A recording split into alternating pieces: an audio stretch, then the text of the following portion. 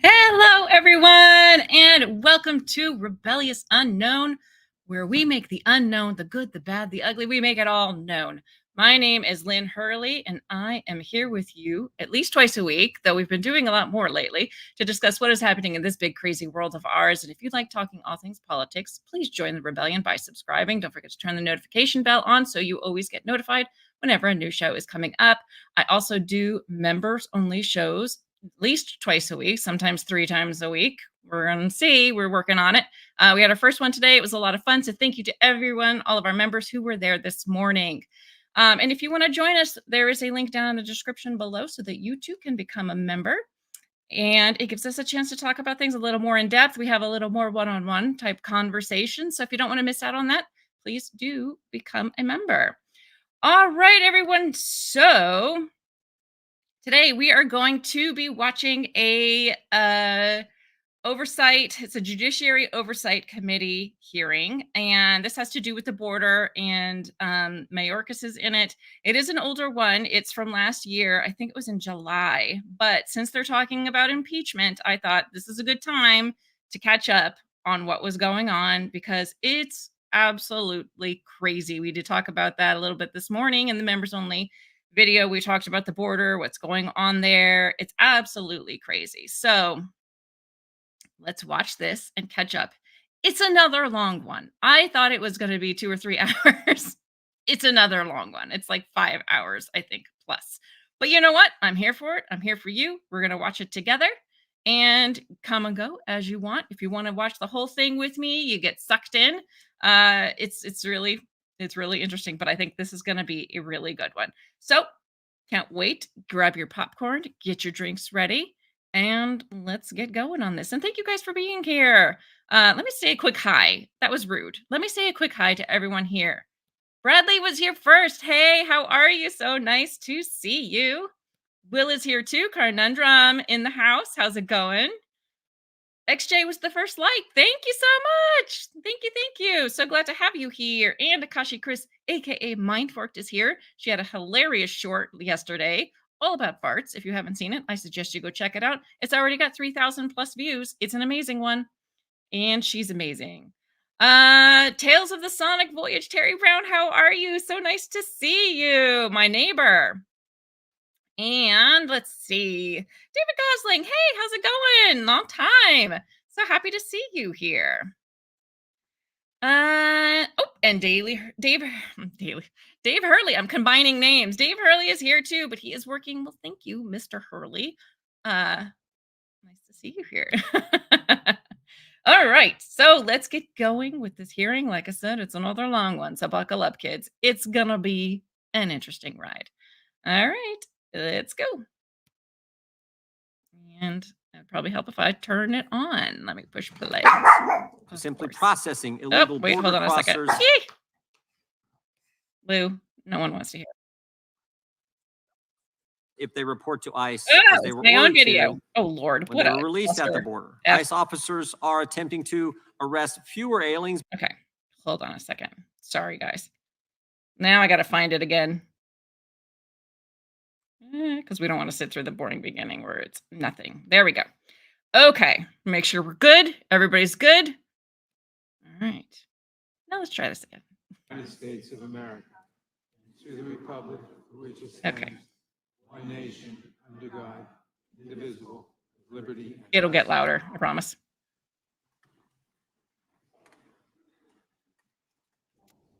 Chair is now recognized for an opening statement. How's the sound, everyone? Hey, Tim. After 2.5 years of the Biden border crisis, here's what administration officials have told us. The Biden administration's policies have led to more national security threats. The Biden administration policies make it less likely that enforcement actions will be taken against criminal aliens. ICE officers have been reassigned from their duties, locating and arresting aliens, to simply processing illegal border crossers if they report to ICE as they were ordered to when they were released at the border. ICE officers are attempting to arrest fewer aliens because of the Biden administration's enforcement priorities memo. According to the IG, we know that even aliens who illegally cross the border are on the terrorist watch list can be released into the United States, free to board an airplane and head to the U.S. city of their choice. We know that the record numbers of illegal aliens, terrorists, and fentanyl have crossed our southwest border during the 2.5 years of this administration. And we know that not only are communities on the southwest border overwhelmed, but so are cities 2,000 plus miles away from the border. Without the current rate of removals, with the current rate of removals and the current number of non-detained aliens who have been ordered removed from the United States at over 1.2 million, it would take 20 years for removal of those individuals. Criminal aliens who could have been removed under previous administrations are likely not subject to removal today under the Biden administration. And we know that Border Patrol does not specifically check the home country criminal history of aliens it encounters at the border. We know that the Biden administration's open border policies have led directly to the deaths of Noah Rodriguez and Kayla Hamilton, the violent assault of a teenage girl in Alabama, and the victimization of countless other American citizens. We know that this administration repeatedly violates the law under the guise of instituting safe, orderly, and humane policies. But nothing about the Biden administration's policy is safe, orderly, or humane. In fact, there have been more than 5.6 million illegal alien encounters across the southwest border since the start of the Biden administration. And that doesn't include over the 1.5 million gotaways. Millions of foreign nationals have indebted themselves to the smuggling cartels to get to this country. Millions of foreign nationals have subjected themselves to assault, robbery, or worse on the way to the border because they know that more likely than not, they will be allowed to stay in the United States once they get here. I know that today Secretary Mayorkas is going to try to paint a rosy picture of this disastrous mismanagement of our border, but the numbers don't lie. As of June, border encounters were down from record highs of 252,000 to 145,000. But they Only were this back up again in administration and my December. Democrat colleagues would call it a success when monthly encounter numbers are near 150,000. In fact, from fiscal year 2014 to the beginning of the Biden administration, there were only 4 months with an apprehension number higher than 100,000. But under the Biden administration, there have now been 29 straight months, 29 months in a row with more than 100,000 illegal encounters on our borders. DHS was created in the wake of September 11th, 2001, to deal with after the terrorist attack. It was created to help ensure American safety. Admittedly, this is an enormous task, and it is one in which this secretary has completely failed. Instead of building off the previous administration's success, this administration has abandoned any semblance of border security and immigration enforcement. And Americans are paying the price, and they demand accountability. That I yield to the ranking member, the gentleman from New York, for an opening statement. Thank you, Mr. Chairman. Mr. Chairman, we are once again far afield from the work this committee should be doing. The Department of Homeland Security was born in the wake of the September 11th attacks and exists to protect our nation from new and emerging threats. That work is serious business. And in years past, under the leadership of chairmen of both parties, when we welcomed the Secretary of Homeland Security into this hearing room, we took our responsibilities seriously. To be sure, some of the questions we posed in those past hearings were tough. Debate is often heated when we discuss important topics like immigration and the security of the nation. But our work on both sides of the aisle was grounded in a good faith effort to advance the mission of the department and to keep our country safe. How times have changed. A few weeks ago, desperate for votes on the debt ceiling deal, Speaker McCarthy promised the extreme MAGA wing of his party that they could pursue the impeachment of Secretary Mayorkas. As Representative Marjorie Taylor Greene put it, if she was going to vote for the debt ceiling bill, she wanted some, quote, dessert. As she so eloquently put it, everyone loves dessert, and that's impeachment. Someone needs to be impeached. Like many of her colleagues, she seemed not to care who was impeached, so long as they could engage in the political exercise of impeaching somebody in the Biden administration. I don't think so. She singled out Secretary Mayorkas as, quote, the lowest hanging fruit. And unfortunately, as we have already heard from the chairman, today's hearing will not be about legitimate congressional oversight or finding out the facts. Instead, the chairman and his colleagues in the majority will use today's hearing as a predicate for a completely baseless attempt to impeach Secretary Mayorkas. They will do so at the behest of the most extreme MAGA Republicans. It will be one more exercise in political theater for the right-wing outrage machine before the August break. And sadly, the outrage will be entirely evidence-free. Don't just take my word for it. In October 2022, before the Republicans took the majority and before any investigation had started, Chairman Jordan said that Secretary Mayorkas deserves impeachment. More recently, he said, quote, "It is not a matter of if, it's a matter of when." That's right. Who needs high crimes and misdemeanors? Chairman Jordan thinks the DHS secretary should be impeached because he, quote, "deserves it."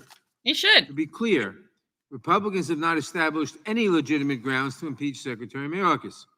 They have not uncovered evidence of wrongdoing or malfeasance of any kind. They have policy disagreements with the secretary, and so do we. But policy disagreements and personal grudges are not a basis for impeachment. Throughout this hearing, you will hear more of the same bogus claims that we've been hearing for the past 6 months. Some of it dangerous, some of it petty, none of it true. First, Republicans will say that as a result of a, quote, invasion of migrants at our southern border, we no longer have a country. Second, they will say that Secretary Mayorkas opened our borders deliberately and is willfully violating our immigration laws. Third, they will say that all migrants are suspect because they are smuggling drugs, especially fentanyl, across our southern border. And fourth, they will say without evidence that Secretary Mayorkas lied to Congress. Not one of these claims is true. Let's address each one in turn. The invasion narrative some members push in this hearing room is bigoted, fact-free, and dangerous.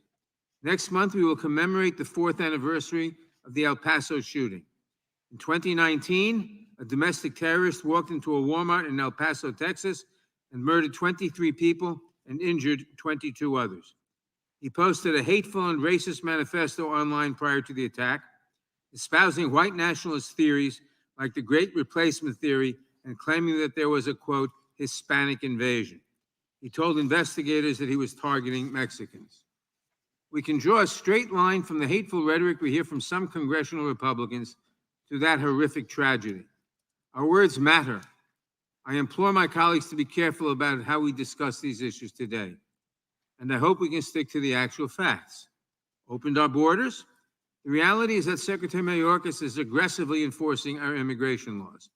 The administration has issued a new asylum regulation that just yesterday a court determined was too restrictive.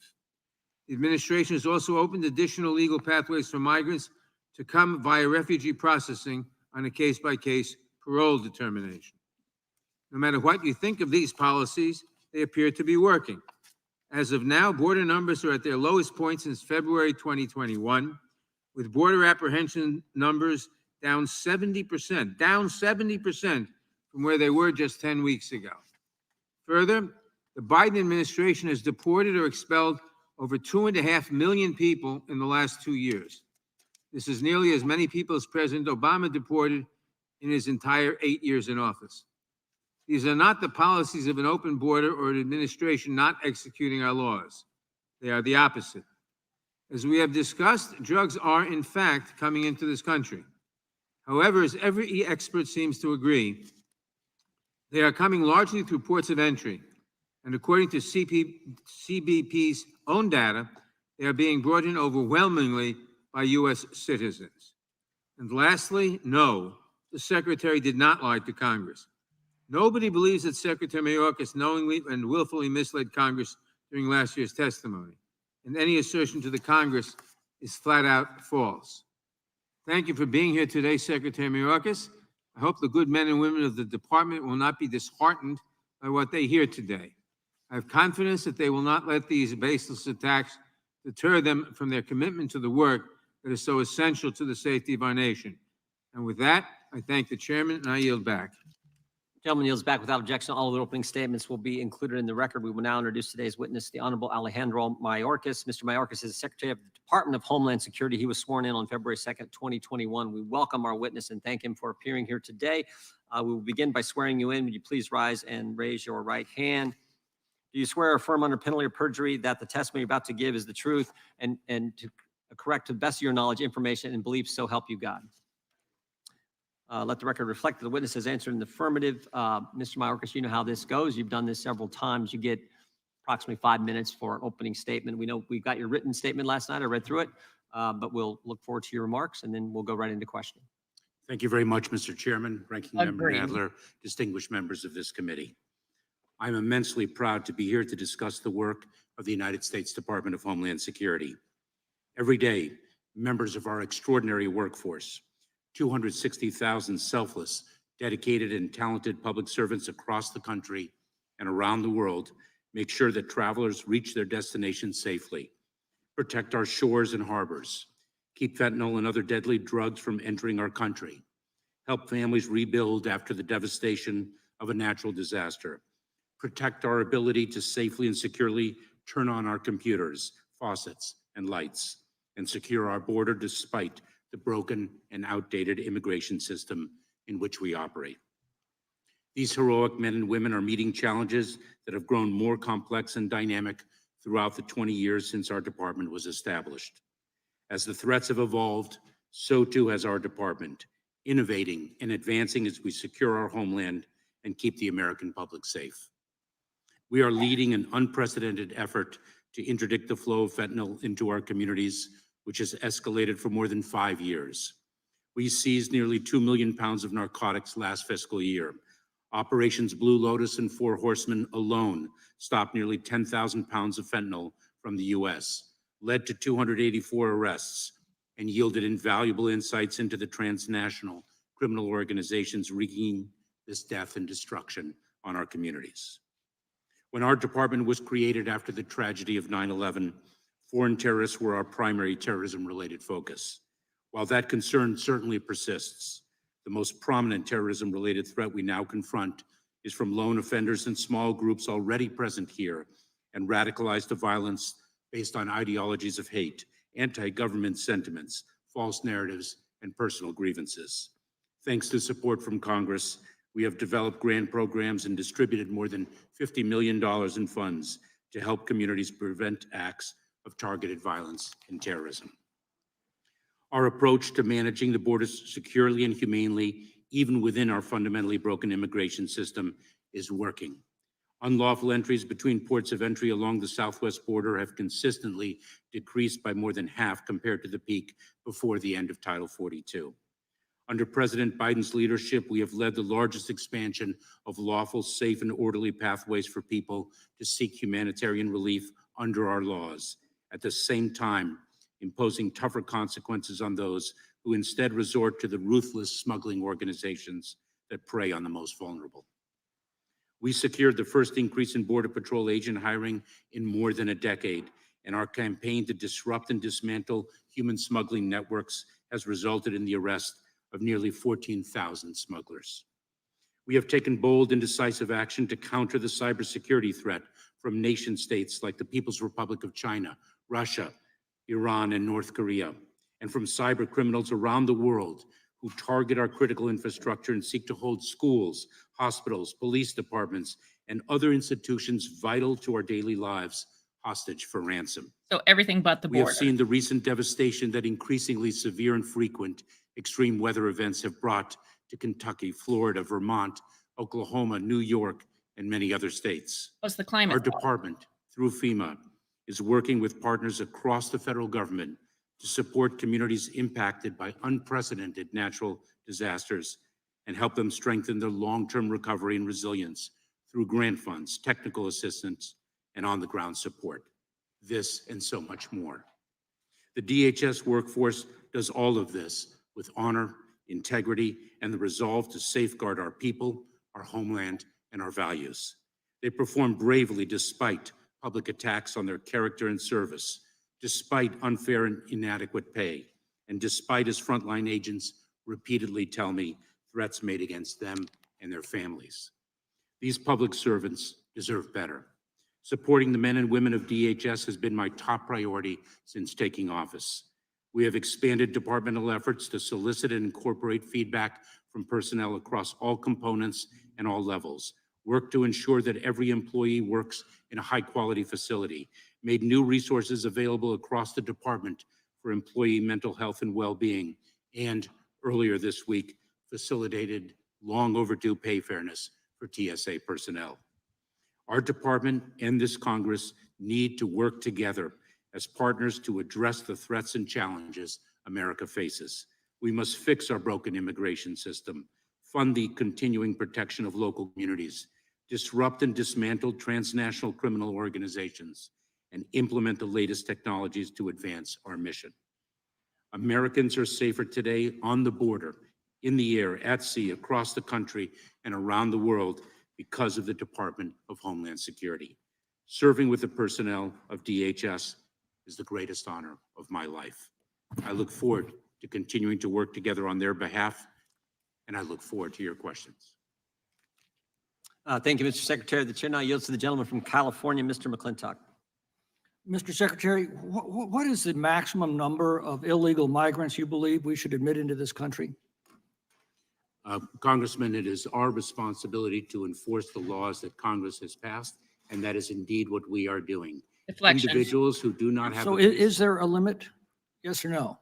Congressman, individuals who make a claim for relief under our laws and who Well, do not you've succeed. already released more than 2.1 million illegal immigrants into this country since you took office. That's a population the size of the state of Nebraska. While the Border Patrol has been consumed by taking names and changing diapers at the border, 1.5 million known gotaways have illegally entered the country as well. That's an additional illegal population the size of the state of Hawaii. So once again, I would ask you, what is the limit, or is there one? Congressman, last year we expelled or removed approximately 1.4 million people who did not have a legal basis to remain in the United States, the largest number in recent history. Well, actually, you testified that 72,000 illegal migrants were removed in 2022. But in 2019, there were 267,000 removals. So removals are down under your administration by more than 75%. Meanwhile, in 2019, there were 458,000 border encounters, yet under your policies, we're now up to 2.3 million encounters. That's 5 times as many. So while encounters were up 5 times, removals are down by 75%. How do you account for this? Congressman, a few points. Number one, our approach of expanding lawful Number one, pathways I for won't be people answering the to, question. Number reach the two, border. the weather and is delivering responsible. consequences for those who arrive at our border irregularly is working. The number has dropped. You will also recall, Congressman, that last year, Title 42, the Public Health Authority, was in place, and under that authority, we could not remove individuals, but expel again, them. I'm short on time. You announced the CB1 app this year. It allows migrants to bypass the southern border and enter directly into the United States at ports of entry. This program began with up to 1,000 illegal migrants a day. It's been amped up to as many as 1,500 a day. That's more than 540,000. That's the population equivalent of adding a new state of Wyoming every single year. Oh, so like 4 Wyomings. That's now. why the numbers are dropping. Instead of them coming in through the southern border, you're bringing them directly into ports of entry. So please don't dissemble. Now, I've got a very important concern for the people in my region. In January, a family of 6 people were executed in the rural town of Goshen. That's not far from my district. According to the Tulare County Sheriff, it was a cartel hit. The victims ranged from age 72 down to a 10-month-old who was shot in his mother's arms. 2 weeks ago, the FBI director warned us in this committee that the open border is a huge driver of cartel presence in the United States. Those were his words, huge driver. The Jalisco New Generation cartels now established hubs in Los Angeles, Denver, Phoenix, and Chicago. Millions have fled from Mexico to escape these conditions, and the cartels have followed them into the United States. So how long before we can expect the same kind of gun battles here as have become routine in Mexico? Congressman, we are taking it to the transnational criminal organizations, the cartels that peddle in death and destruction to an unprecedented degree. They're following the mass migration into this country. That's what the FBI director told us. We have a number of lawful investigative actions and operations that are disrupting and dismantling those transnational criminal organizations. Director Wray also testified that we have no idea how many terrorists are among the 1.5 million known gotaways that have entered under your policies, but that there's been a significant increase in terrorists apprehended at the border. When your administration abandoned Afghanistan, it released 5,000 terrorists that were being held at Bagram. 10 days later, one of them killed 13 U.S. Service members at Kabul airport. Wray said, we don't know where the other 5,000 are, but it's clear to me that we are in growing danger of a coordinated terrorist attack because of your policies. Have you given any thought to how you're going to explain yourself when that happens? Congressman, the safety and security of the American people is our highest priority. That is what is the genesis of the creation of the Department of Homeland Security. Obviously, it is Individuals- not your highest priority. Yeah. The numbers speak for themselves. Yeah. It most certainly is, Congressman. I yield back. Gentleman yields back. The chair recognizes the ranking member, Mr. Nadler. Oh, boy. Mr. Secretary, I want to address some of the outlandish claims my colleagues have made and put them to rest at the outset of this hearing. My Republican colleagues claim that the border is open. Is the border open, Mr. Secretary? Yes. No, it is not. Yes, it is. Thank you, Mr. Secretary. The border is not open, and to say so is not only false, but is really an insult to the brave men and women of the Border Patrol who work every day to keep us safe. Next, Mr. Secretary, my colleagues on the other side of the aisle have been extremely focused on an exchange you had with Mr. Roy the last time you appeared before this committee. They claim that you lied to the committee about whether we have operational control of the border. The Homeland Security Committee even wrote about it in phase 1 of their investigation into potential impeachment. It is my understanding that DHS and its components use different definitions of the term operational control. For example, the U.S. Border Patrol previously defined operational control as the ability to detect and interdict illegal activity. CBP, in their 2020 U.S. Border Patrol strategy, defined operational control as, quote, the ability to perceive and comprehend the operating environment, mobilize assets, infrastructure, and barriers to prevent criminal activity, and respond to and resolve any illicit cross-border incursions, close quote. Furthermore, in a May 2023 transcribed interview, Chief Patrol Agent Aaron Heitke of the San Diego sector affirmed that, quote, Border Patrol has operated under different definitions of operational control than what is listed in the Secure Fence Act. So, can you describe what happened in that exchange last year? Ranking Member Nadler, the Congressman did not allow me to complete my answer. The Secure Fence Act, specifically the statute, defines operational control as not having one individual cross the border illegally. Under that statutory definition, no administration has achieved operational control. Last year, we had approximately 1.7 million different individuals cross the border, the southwest border. And so under that definition, no administration, under the Secure Fence Act, no administration Clearly. has achieved operational control. And we have provided data with respect to the number of encounters experienced at the southwest border every month to Congress. Lastly, my Republican colleagues claim you are abusing your authority. However, Congress gave the executive branch wide latitude over immigration laws, including writing a provision in the Immigration and Nationality Act that allows for individuals to be paroled into the United States for urgent humanitarian or public benefit purposes. For more than 70 years, administrations of both parties have used parole for categories of people. Some of my colleagues have criticized these programs, as well as the ones recently implemented by the Biden administration for Haitians, Venezuelans, Cubans, Nicaraguans, alleging that parole is not being granted on a case-by-case basis. Is that particular criticism accurate, Mr. Secretary? Congressman, I very well know in my 22 years of federal service, including 12 years as a federal prosecutor, that we are a nation of laws, and I take our obligation to follow the law scrupulously. I adhere to it strictly. Our parole authority is being used consistent with the law. It is a discretionary authority that the statute provides. We exercise it on a case-by-case basis, and our parole program has at least 3 significant benefits. Number 1 is driven down the number of encounters at the southwest border. Number 2, it allows us to screen and vet individuals before they arrive at the southwest border. And three, and very importantly, we are cutting out the smuggling organizations that wreak such tragedy and trauma on the lives of vulnerable individuals.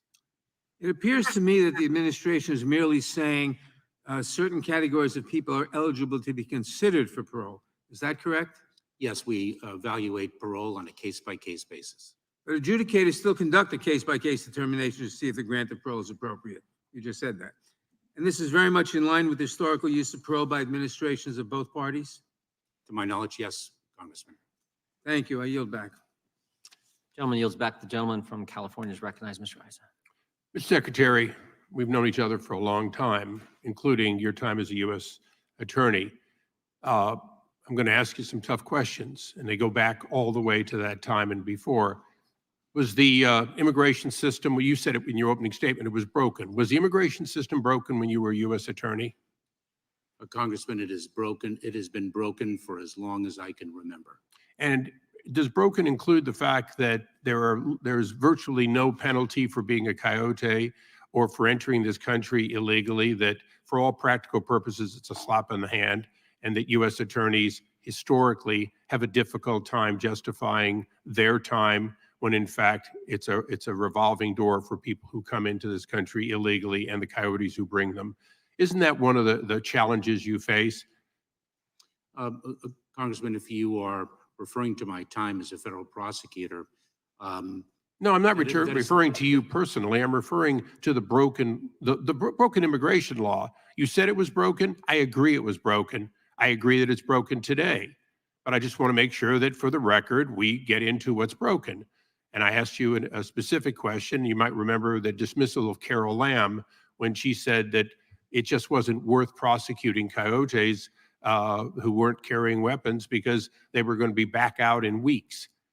So isn't one of the problems that there is no real penalty for human trafficking, and there certainly is virtually no penalty for coming here illegally? There are penalties for immigration violations. Title 8 of the United States Code, Section 1324, deals with smuggling. Right, and isn't it true that within if you come here illegally, you're going to essentially be sent back out of the country in a very short period of time, and if you traffic without weapons or drugs, you're going to be removed again. Let me go on to something else. Broken immigration system. Isn't one of the biggest parts of the broken immigration system the part that we've all been talking about, at least on this side of the dais? The fact that if you present yourself at the border and make a claim, one often that has been taught to you by your smugglers, taught to you by NGOs, if you make a claim, more than 9 out of 10 of those claims are false. You will get into the country and you will be here for an extended period of time.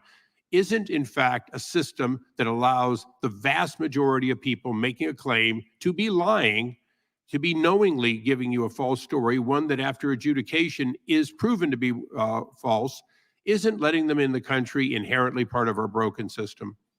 Congressman, let me. That was a yes or no. No, let me. Give me a yes or no and then give me the rest. Congressman, I respectfully disagree with your data, the statistic you cited. But one of the problems in our broken immigration system is the length of time it takes. I understand. Look, I understand the length of time. Isn't it true that most countries do not simply admit and release people waiting and tell them to come back when they adjudicate them? Aren't we an exception for the most part around the world? Congressman, we are not alone in some of the infirmities of the immigration system that we have. So today, as the chief security officer for the United States, would you say that it is reasonable to release people for months or years rather than adjudicating them immediately at the border? Isn't it true that if we were doing our job in Congress and you were able to do your job, people would be adjudicated before they came into the United States? Those found to be credible would be admitted. Those not found to be credible would be discarded back to the countries they came from as appropriate. Congressman, in the absence of congressional action, we have actually issued a regulation, the first of its kind, that has reduced the time between encounter at the border and the final adjudication of an asylum claim. Okay, for the record, there has been, in fiscal year, let's say 20, you had 3 at the southwest border encounters with people on the terrorist watch list. So far this year, it's 140. Can you give us the whereabouts of those 140? Are they all incarcerated? Have they all been removed? Or is it a mixture of incarceration, removal, and release? Congressman, let me say this, the safety and security of the American people is our highest So prove it priority. to me. What is the status of those 140? Individuals who present a national security or public safety threat are detained and are By priority for definition, removal. Mr. Secretary, if you're on the terrorist watch list, you represent a threat. So 140 people on the terrorist watch list so far this year. For the record, would you please give us the status of each of those individuals so we know what you did with people who were on a terrorist watch list, who were apprehended, many got away, but that were apprehended, where they are today so that Congress can know? Congressman, I would be pleased to provide you with that information with respect to the individuals encountered at the southwest border. Thank you. I yield back. Gentleman yields back, but could the secretary answer that question? What is the status of those 140? Mr. Chairman, I Mr. Chairman, communicated what to- is the? Point of under order. What authority or point of order? Gentlelady, state a point of order. Mr. Chairman, under what authority are you speaking right now? Whose time? Whose time is it? Are you being recognized for 5 minutes? I was just asking what I thought would be a question Mr. every Chairman, single it's member not- of Congress would it's- want to I know. don't- I'll do it on my time or someone else's time. Thank you. I appreciate that. Thank you.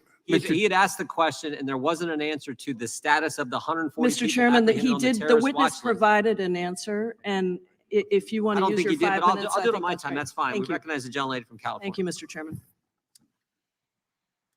Thank you, Secretary Mayorkas, for being here today and for your service to our country, first as a U.S. Attorney and now as Secretary of Homeland Security.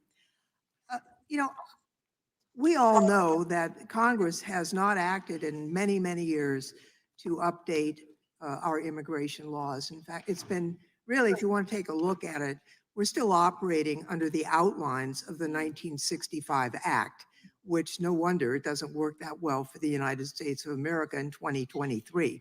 So I'd like to ask first, do you agree that it would be better to have a legal framework wherein people could actually enter the United States with visas and the like, and instead of a mishmash of asylum claims and the like at the border? Congresswoman, I do. I see other countries with systems that are more advanced than ours that actually can match the need for labor with the supply for labor. And in fact, Canada is one of those countries immediately to the north. I would just note that the Canadian government has now opened up an official government effort to poach the most educated and the most talented postdocs and doctors in the technology field in Silicon Valley. 10,000 of the best and the brightest applied on the first day. So that is a loss to our country.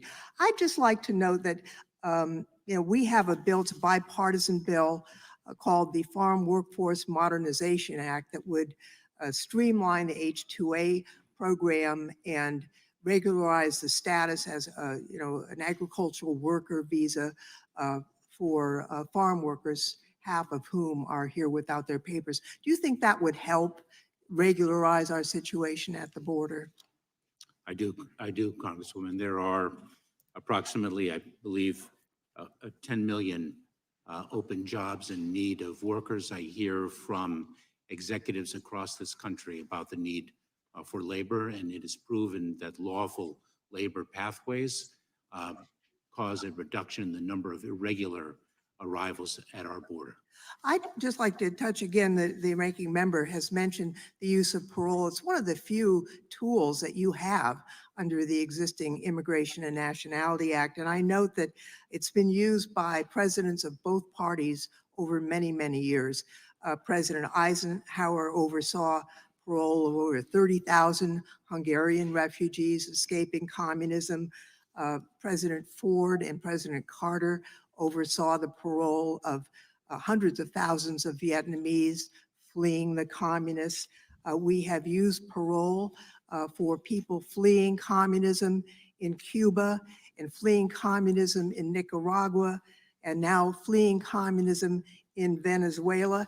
Would you say that the use of parole today by category, but then case by case, is any different than what prior administrations have done? Congresswoman, we have used our parole authority consistent with the law and consistent with past practices of different administrations. I'd just like to note that, the idea that we should cut off this way to rescue people who are trying to escape from communism today is completely wrong. And contrary to our history as a country, we have always welcomed those who are fleeing from communist oppression going back many decades. And I will strongly object if we turn our back on those refugees from communism today. That would be very wrong. I just want to talk briefly about the refugee process. As we know, in the last administration, basically the refugee program was destroyed. How are we doing in rebuilding the refugee processing, as well as the processing centers in the US and the nonprofits who are helping refugees come into the United States? Can you tell us how we're rebuilding the refugee process? Congresswoman, we, under the president's leadership, have recommitted ourselves to the refugee process. It is a process that benefited my family in fleeing the communist takeover of Cuba. It is what drove me, quite frankly, to public service, the opportunities that this country provided for my parents, my sister, and me. I yield back, Mr. Chairman. My time's expired. Gentleman yields back. The gentleman from Colorado is recognized. Thank you, Mr. Chairman. Secretary Mayorkas, last time you were here, I told you that my constituents consider you a traitor. Today, I'd like to explain why they believe this and ask you a few questions. I'd like to introduce first my constituent, Stephanie Granados. She lives in Loveland, Colorado, with her mother, Monica, and younger brother, Axel. She is 24 years old, bilingual in English and Spanish, a Christian woman who works as a restaurant server and is a loyal friend to those around her. Unfortunately, Mr. Secretary, that's only what I wish I could tell you about Stephanie. Stephanie's dead. A year ago, this young woman was poisoned. She never made it to age 24. Her mother's only glimpse of her now is in old photographs, and her brother misses his older sister. Stories like that are normal conversations in Colorado. Stories like this begin with fentanyl. But where does fentanyl begin? Many times it starts among chemical manufacturing firms in China. Companies like the recently indicted Hebei Sinaloa Trading Company from the Hebei province in China. It manufactures and advertises the drug's ingredients to buyers in Mexico, using common mail and import fraud tools like forged custom documents and falsely labeled packages. Firms ship the product upon purchase to drug dens in cities like Guadalajara. After preparation, these facilities finish the product and smuggle it by truck, by car, and by humans across our southern border. Chopped into counterfeit pills that are pressed to look exactly like legitimate pharmaceuticals or mixed with cocaine or other substances, Americans buy those drugs. And it's like a walking minefield. These illegal drugs are then used to kill American citizens. According to the CDC, over 150 people are dying every day because of synthetic opioids like fentanyl. CDC's National Center for Health Statistics reported 79,770 opioid-involved overdose fatalities in 2022, and over 80% of opioid deaths are attributed to fentanyl. In my home state of Colorado, fentanyl deaths remain near record levels. According to the Denver Post, more Coloradans have died of ingesting the drug in 2022 than overdosed on all drugs in 2016. And according to the Department of Justice's latest report on the subject, 64% of federal arrests involve non-citizens committing crimes, despite them comprising only 7% of the population. Secretary Mayorkas, can I ask a couple questions and answer them for you before I give you a chance to respond? But is China responsible? I'm sorry. Recently, you spoke at the Aspen Security Forum and stated that China bears responsibility for this. Is China responsible for keeping the southern border open to smugglers? Nope. Is China responsible for the Mexican cartel's emboldened attitude in the American drug trade? Nope. Is China responsible for the impunity of more illegal aliens committing crimes in America? Nope. Is China responsible for the record high 98 aliens on the terrorist watch list crossing the southwest border in 2022? Nope. Is China responsible for the 856 illegal aliens who died while crossing the southwest border last year? No. And that's more than 300 deaths, by the way, than 2021, and more than 3 times as many in 2020. Is China responsible for the 9,200 aliens with criminal convictions crossing the border illegally just this year to date? Nope. Nope. Is China responsible for the estimated 1.5 million illegal alien gotaways that crossed the border undetected under your watch? Nope. Is China responsible for the 1.2 million removable aliens who have been told by a judge that they must leave the U.S. but insist on staying? Secretary Mayorkas, it is your responsibility to secure our border against fentanyl trafficking. The fentanyl killing thousands of Americans every year is a direct result of your dereliction. When people die of fentanyl poisoning, it is your fault. What would you say to Stephanie Granados' family if they were here right now? Congressman, we grieve the loss of any life as a result of the toxicity, the devastation of fentanyl. The challenge of fentanyl is not new. It has been escalating for more than 5 years. I believe there were more than 50,000 overdose deaths from fentanyl in 2020. This is a scourge that all of us have to work together to combat. And we in the Department of Homeland Security, with our federal partners, are taking it to the traffickers to an unprecedented degree through innovative operations targeting criminals. And I stand by my statement at Aspen that China does bear responsibility because many of the precursor chemicals and the pill press equipment that are used to manufacture fentanyl does originate from there. This is a complex problem.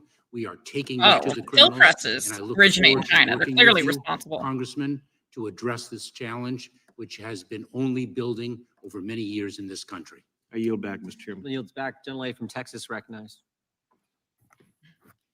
Good morning, Mr. Secretary. You have repeatedly been before us and indicated your humble beginnings and the passion and commitment in which you serve America and take very seriously your job here as Secretary of Homeland Security. On that basis, I have a number of quick questions that I'm going to ask for a sense of urgency and rapidness so that I can assure that all have been answered. First of all, I want to make clear that this is an oversight hearing, not an impeachment hearing. This is a hearing that's to coming. address the questions of the work that has been done. And so to that end, just as a factual basis, there's been a lot of hollering about the entry on the border, operational control. And I'm asking for a brief question. We know that the federal government ended Title 42. Have crossings gone down? Yes, they have. The approach that we have taken, Congresswoman, of expanding lawful pathways, safe, orderly, and lawful pathways for individuals, and at the same time delivering consequences to those who do not take advantage of those lawful pathways. And part of that has been working. The challenge, of course, remains.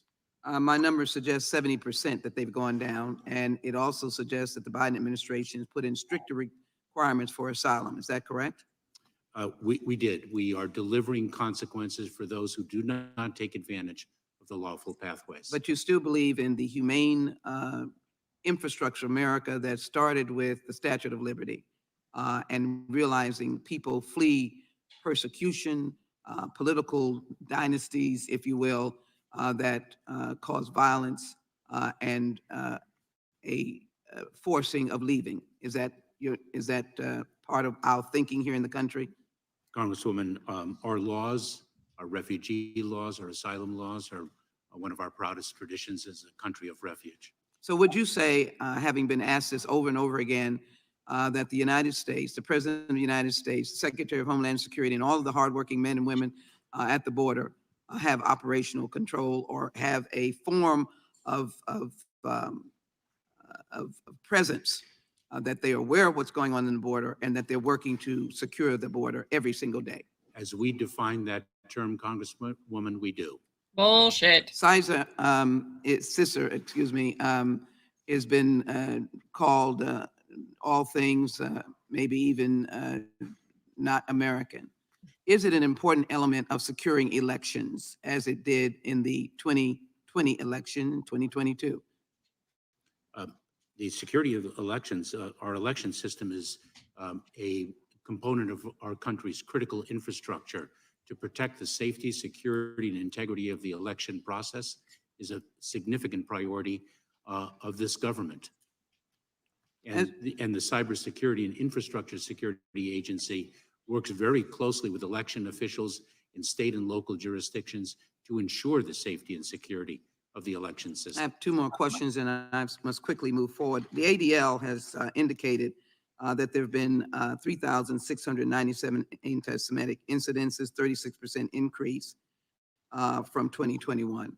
What is your department doing to protect the Jewish community? And within the new U.S. national strategy to counter anti-Semitism, what kind of commitments have you made? And I have another question, but I think this is extremely important. Congresswoman, there has been a rise in anti-Semitism in this country, the rise in other ideologies of hate.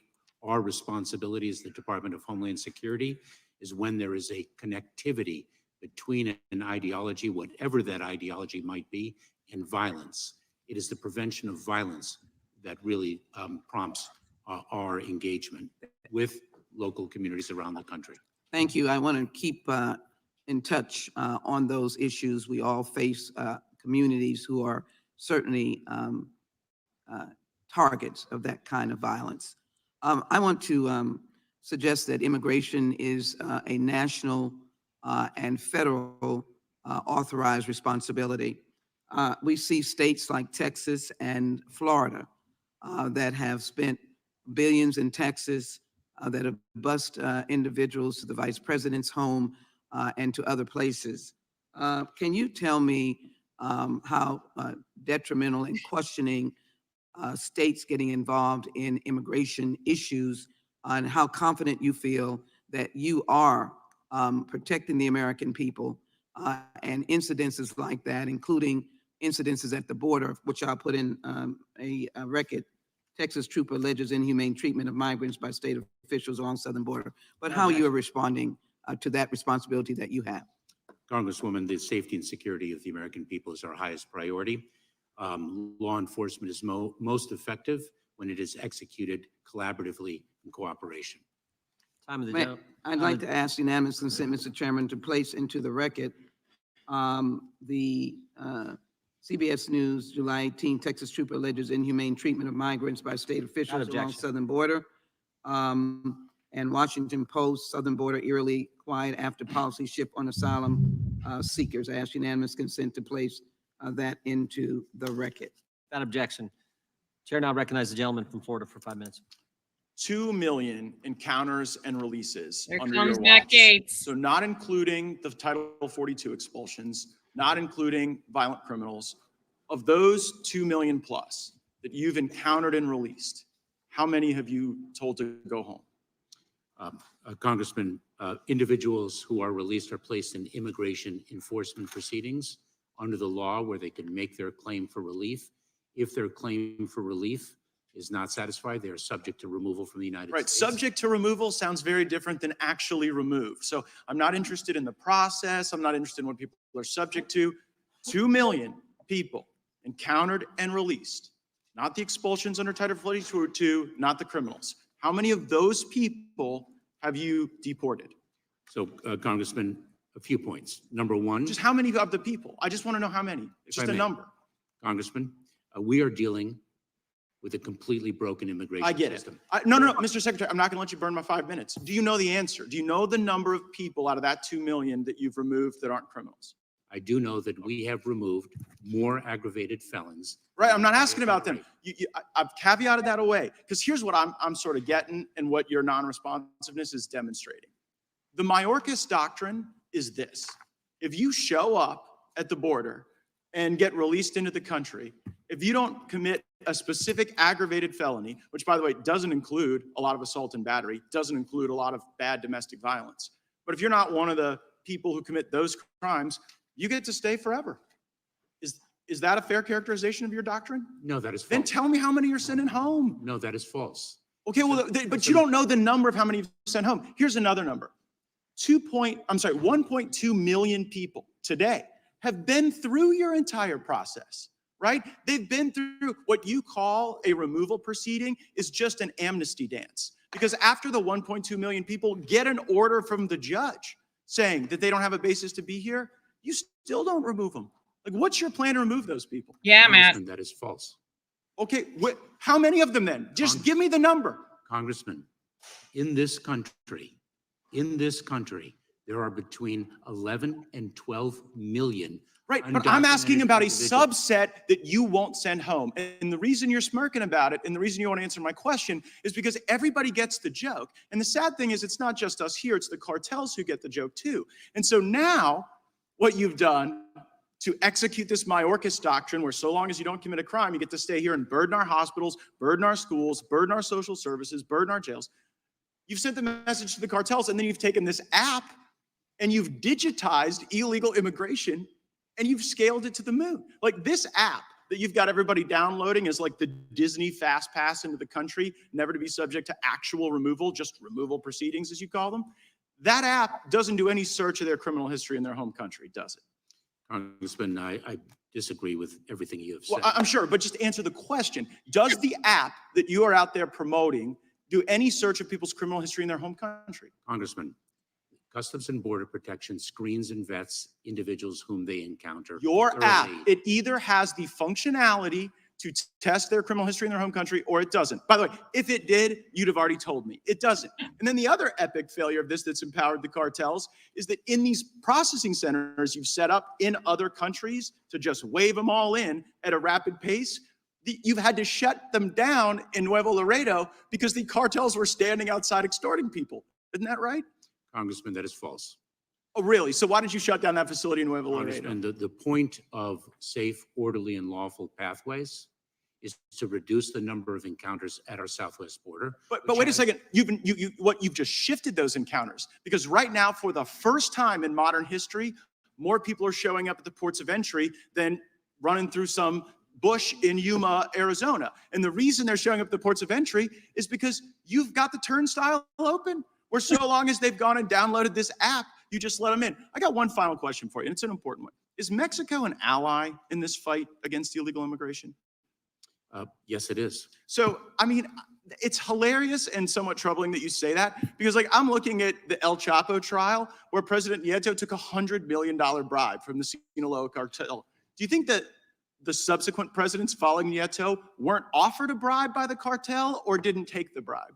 Congressman, I disagree with everything you have said. Right, but you can disagree all you want, but what you won't provide is any number. And when you sit there and just kind of ostensibly disagree without any facts, it shows people what the real gig is. The Mexican government is captive to the cartels. They are doing the bidding of the cartels, and based on your response today, so are you.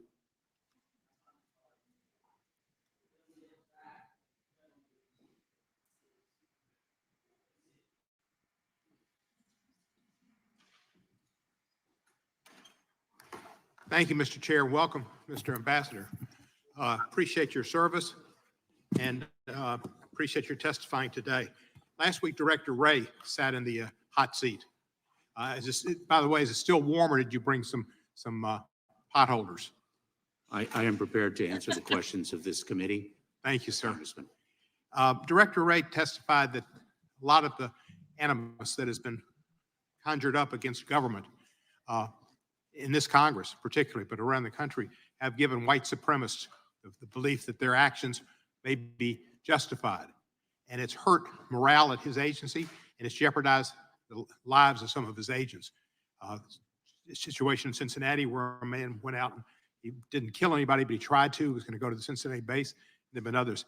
Has your division of government, Homeland Security, been affected? The employees' morale been affected by these white supremacist threats and statements?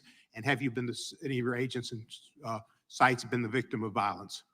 Congressman, it is the anti-government sentiments and their connectivity to violence. It's our fault. That is the subject of my discussions with many of our frontline personnel and the threats that they have encountered as a result. Has there been any violence directed at any of your sites? There has, and we have an agency within the Department of Homeland Security, the Federal Protective Service, remarkable men and women in uniform who protect federal facilities and the personnel who work in them. There was a court ruling yesterday, and I didn't get into depth, but I believe it's suspended a program that the president, and that includes you, tried to have for border entry and who could come to this country and seek asylum, and limit it to some extent. And it was stayed, I believe, by a court. Is that correct? Yes, Congressman, it's the circumvention of lawful pathways regulation that we promulgated as part of our process to expand lawful pathways for individuals and at the same time deliver consequences for those who do not use those pathways. Were there similarities to the program that the President Biden and you had stayed, that President Trump had also tried to implement or did implement? It is a different program than the one that President Trump implemented, Congressman. Okay. Did it have any parts of it? No, and I will not speak much about this, Congressman, because the matter is the subject of litigation. But President Trump issued a transit ban on individuals, and our regulation is not a ban. It shifts the evidentiary burden, it raises it, and creates a rebuttable presumption, which is quite distinct from a ban. Could you say that was a middle ground between what President Trump had and what the court maybe wanted because the court stayed it and didn't allow it to occur? Congressman, I'm not able getting to. anywhere. I'm not able to comment any further, given the fact that it's a matter of pending litigation. Thank you, sir. I've had a problem, which is more local in nature, I guess. Constituents who've complained that the opportunity to get certified by the Global Entry Program in Memphis, Tennessee has been thwarted, that they've been told they need to go to Jackson, Tennessee. And Memphis is a city of over 1 million people. Jackson's a city of about 100,000.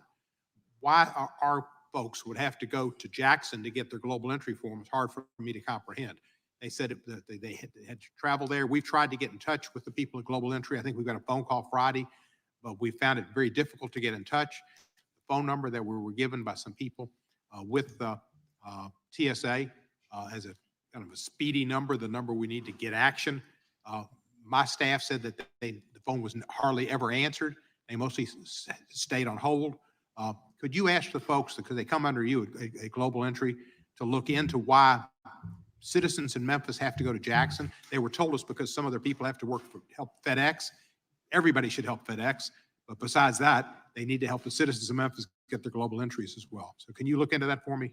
I will, Congressman. The Global Entry Program is one of 2 trusted traveler programs.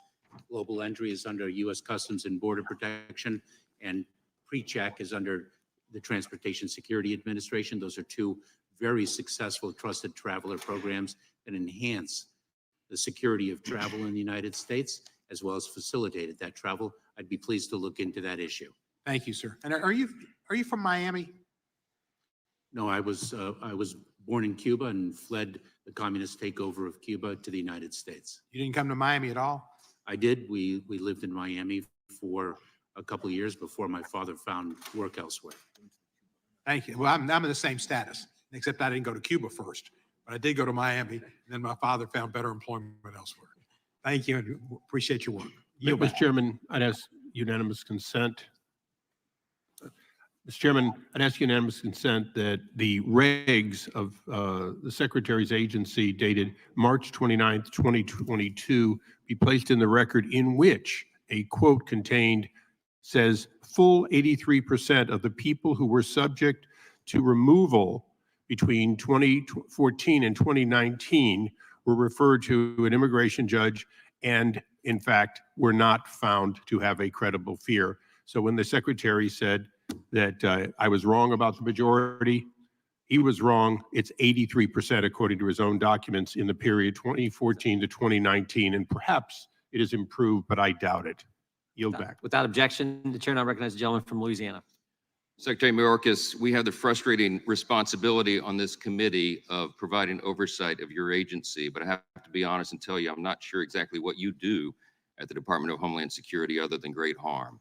On your watch, the data is pretty clear. We've had record levels of illegal immigration, a rapid decline in deportations, skyrocketing fentanyl deaths across our country, and the Secret Service, which is a DHS component, can't determine who left cocaine at the White House. In the middle of all this, you created this Cybersecurity and Infrastructure Agency, CISA, which is a division of DHS. And it's one of the Biden administration agencies that colluded with and coerced the social media companies to censor Americans' protected free speech online. That's specifically detailed in a 155-page court opinion that came out of the federal court in Louisiana in the landmark litigation of Missouri v. Biden. Have you read that court opinion? Congressman, I have not, and the Cybersecurity and Infrastructure Security Agency does not censor speech. Okay, well, that's the court found otherwise, and it's really curious to me. Actually, it's quite alarming that you haven't read the opinion, because your agency is listed in this opinion. The federal court looked at volumes of evidence over months of litigation, and they determined, among other things, that if the allegations made by the plaintiffs, the states in this case, are true, and hold on, the preliminary injunction was granted against your agency, sir, and other Biden administration agencies, including the DOJ and FBI, the court said it involves the most massive attack against free speech in United States history. And you're telling me this opinion issued July 4th has not reached your desk? No one's briefed you on it? Oh, I have been briefed on the Missouri litigation. Okay, but you haven't taken the time to read it yet. Congressman. No, hold on. Have you read it or not? I have read parts of it, Oh, Congressman. parts of it. Did you read the parts where it said that this is Orwellian and dystopian and that your agency is involved in a massive cover-up of specifically conservatives' free speech online? Congressman, the Cybersecurity and Infrastructure Security Agency is not involved in such conduct. Okay, well, the court found otherwise, and you stand here under oath and you give us these answers that we know were not true because this is demonstrably untrue. I'm suggesting to you that you're saying things to us under oath that are proven by the record to be untrue. Let me ask you about this specifically.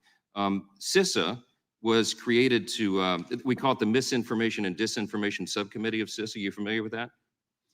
MDM, the MDM subcommittee, you're familiar with that? Congressman, I am very well aware of the threat of disinformation emanating from adverse nations. Are you familiar with the subcommittee? Just answer the question. I am. Okay. Does it still exist? Congressman, are you speaking of the? Does the MDM subcommittee still exist? I would have to get back to you on that. Okay. All right. Kind of a big deal in your agency. I'm kind of shocked that you don't know the answer to that. Can you define what misinformation is? Congressman, misinformation is false information that is disseminated to. Excellent. Who determines what is false? Congressman, our focus. No, who determines what is false in your agency? If you're going to pull something off the internet and collude with a social media platform to make sure Americans don't see it, who determines what's false? Congressman, we don't do that.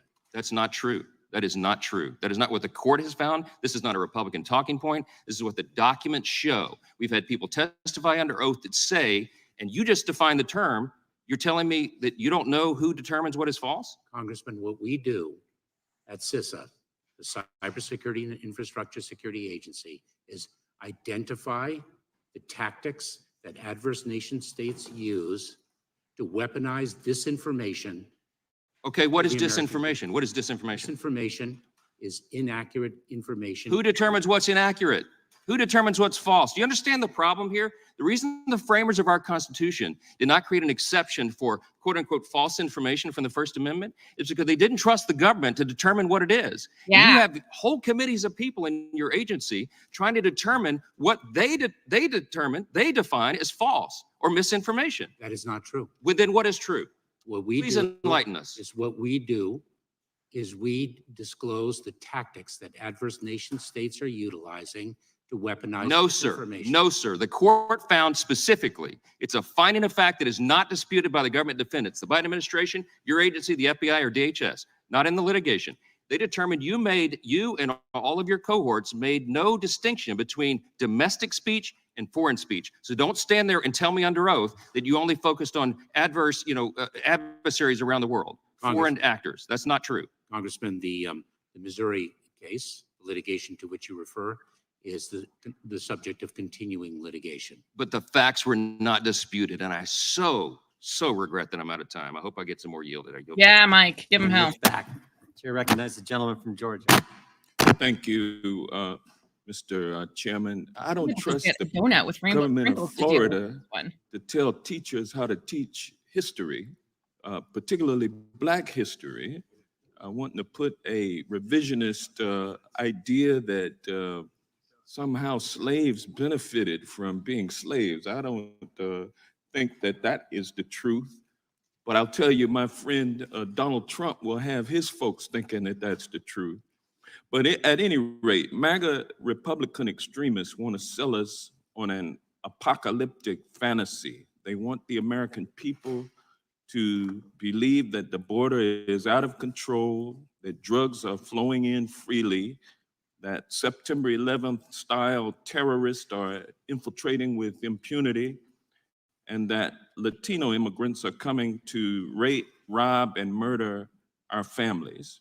But in reality, the greatest threat facing our homeland is white nationalist ideology that lies beneath such rhetoric. Experts agree that dangerous speech from elected officials creates a climate that foments violence and threatens public safety. And Republicans in the 118th Congress have amplified the white nationalist invasion conspiracy theory over 80 times in their official capacity. 11 members of this very committee peddled this dangerous anti-Semitic racist conspiracy theory.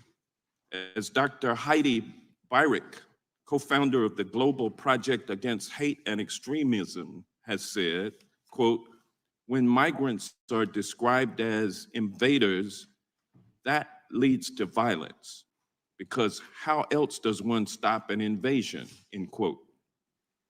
Mr. Secretary, as the ranking member mentioned, next month is the anniversary of the El Paso shooting. The shooter was inspired by white nationalist theories like the Great Replacement theory and claimed that there was a Hispanic, quote, invasion. He drove hundreds of miles to, as he admitted, target Hispanics and to murder 23 people. He is far from the only person inspired to kill as a result of these theories.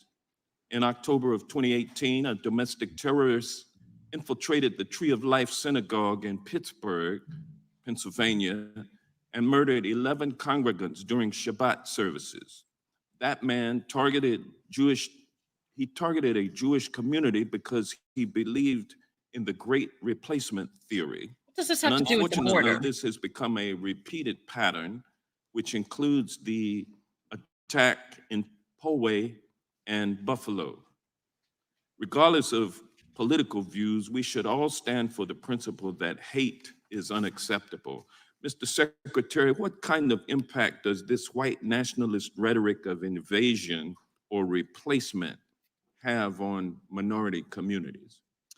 Congressman, when an act of hate. You ask the white guy? It's not just the community that is impacted. The adverse impact is felt across this nation. One of the most prominent terrorism-related threats that we face in the homeland is what we term domestic violent extremism. It is. And it's white nationalist extremism, is it not? Congressman, there are diverse ideologies that underlie the acts of violence. White nationalism is one of them, but we do not focus on the ideology itself. We focus on its connectivity to violence and our effort to prevent that violence. We see a diverse range of ideologies of hate, anti-government sentiment, personal grievances, false narratives fuel acts of violence in this country. It is the connectivity to violence. Well, when elected officials repeat Great Replacement rhetoric, including the language of invasion, Are they putting a target on the backs of immigrants and people of color? It certainly fuels the threat landscape that we encounter. And what kind of dangers does this rhetoric impose on law enforcement? We have seen the number of ambushes of law enforcement officers increase year over year recently, and I could provide that data to you.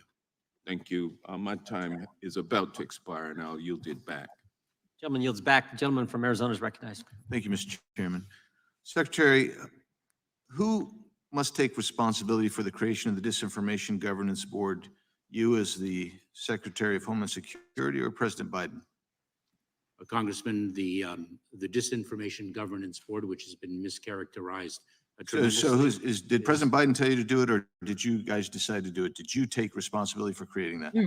Congressman, it is my responsibility, and I will Very good. share with you that. So the last 4 days, 5,300 people have been encountered in the Tucson sector. Last 4 days, 5,300. In the last week, over 9,000 in the Tucson sector. That's not my made-up numbers. That's from Sector Chief Modlin. Who must bear responsibility for that? You or President Biden? Congressman, our approach. Is it you or President Biden? Who made the policies let's get there? Did President Biden tell you to open up the border, or did you? The border is not open, Congressman. Oh, so that's why there's 5,300 in the last 4 days that illegally tried to enter the country. Congressman. And that doesn't include the gotaways in that sector, which is the #1 sector, 3-1.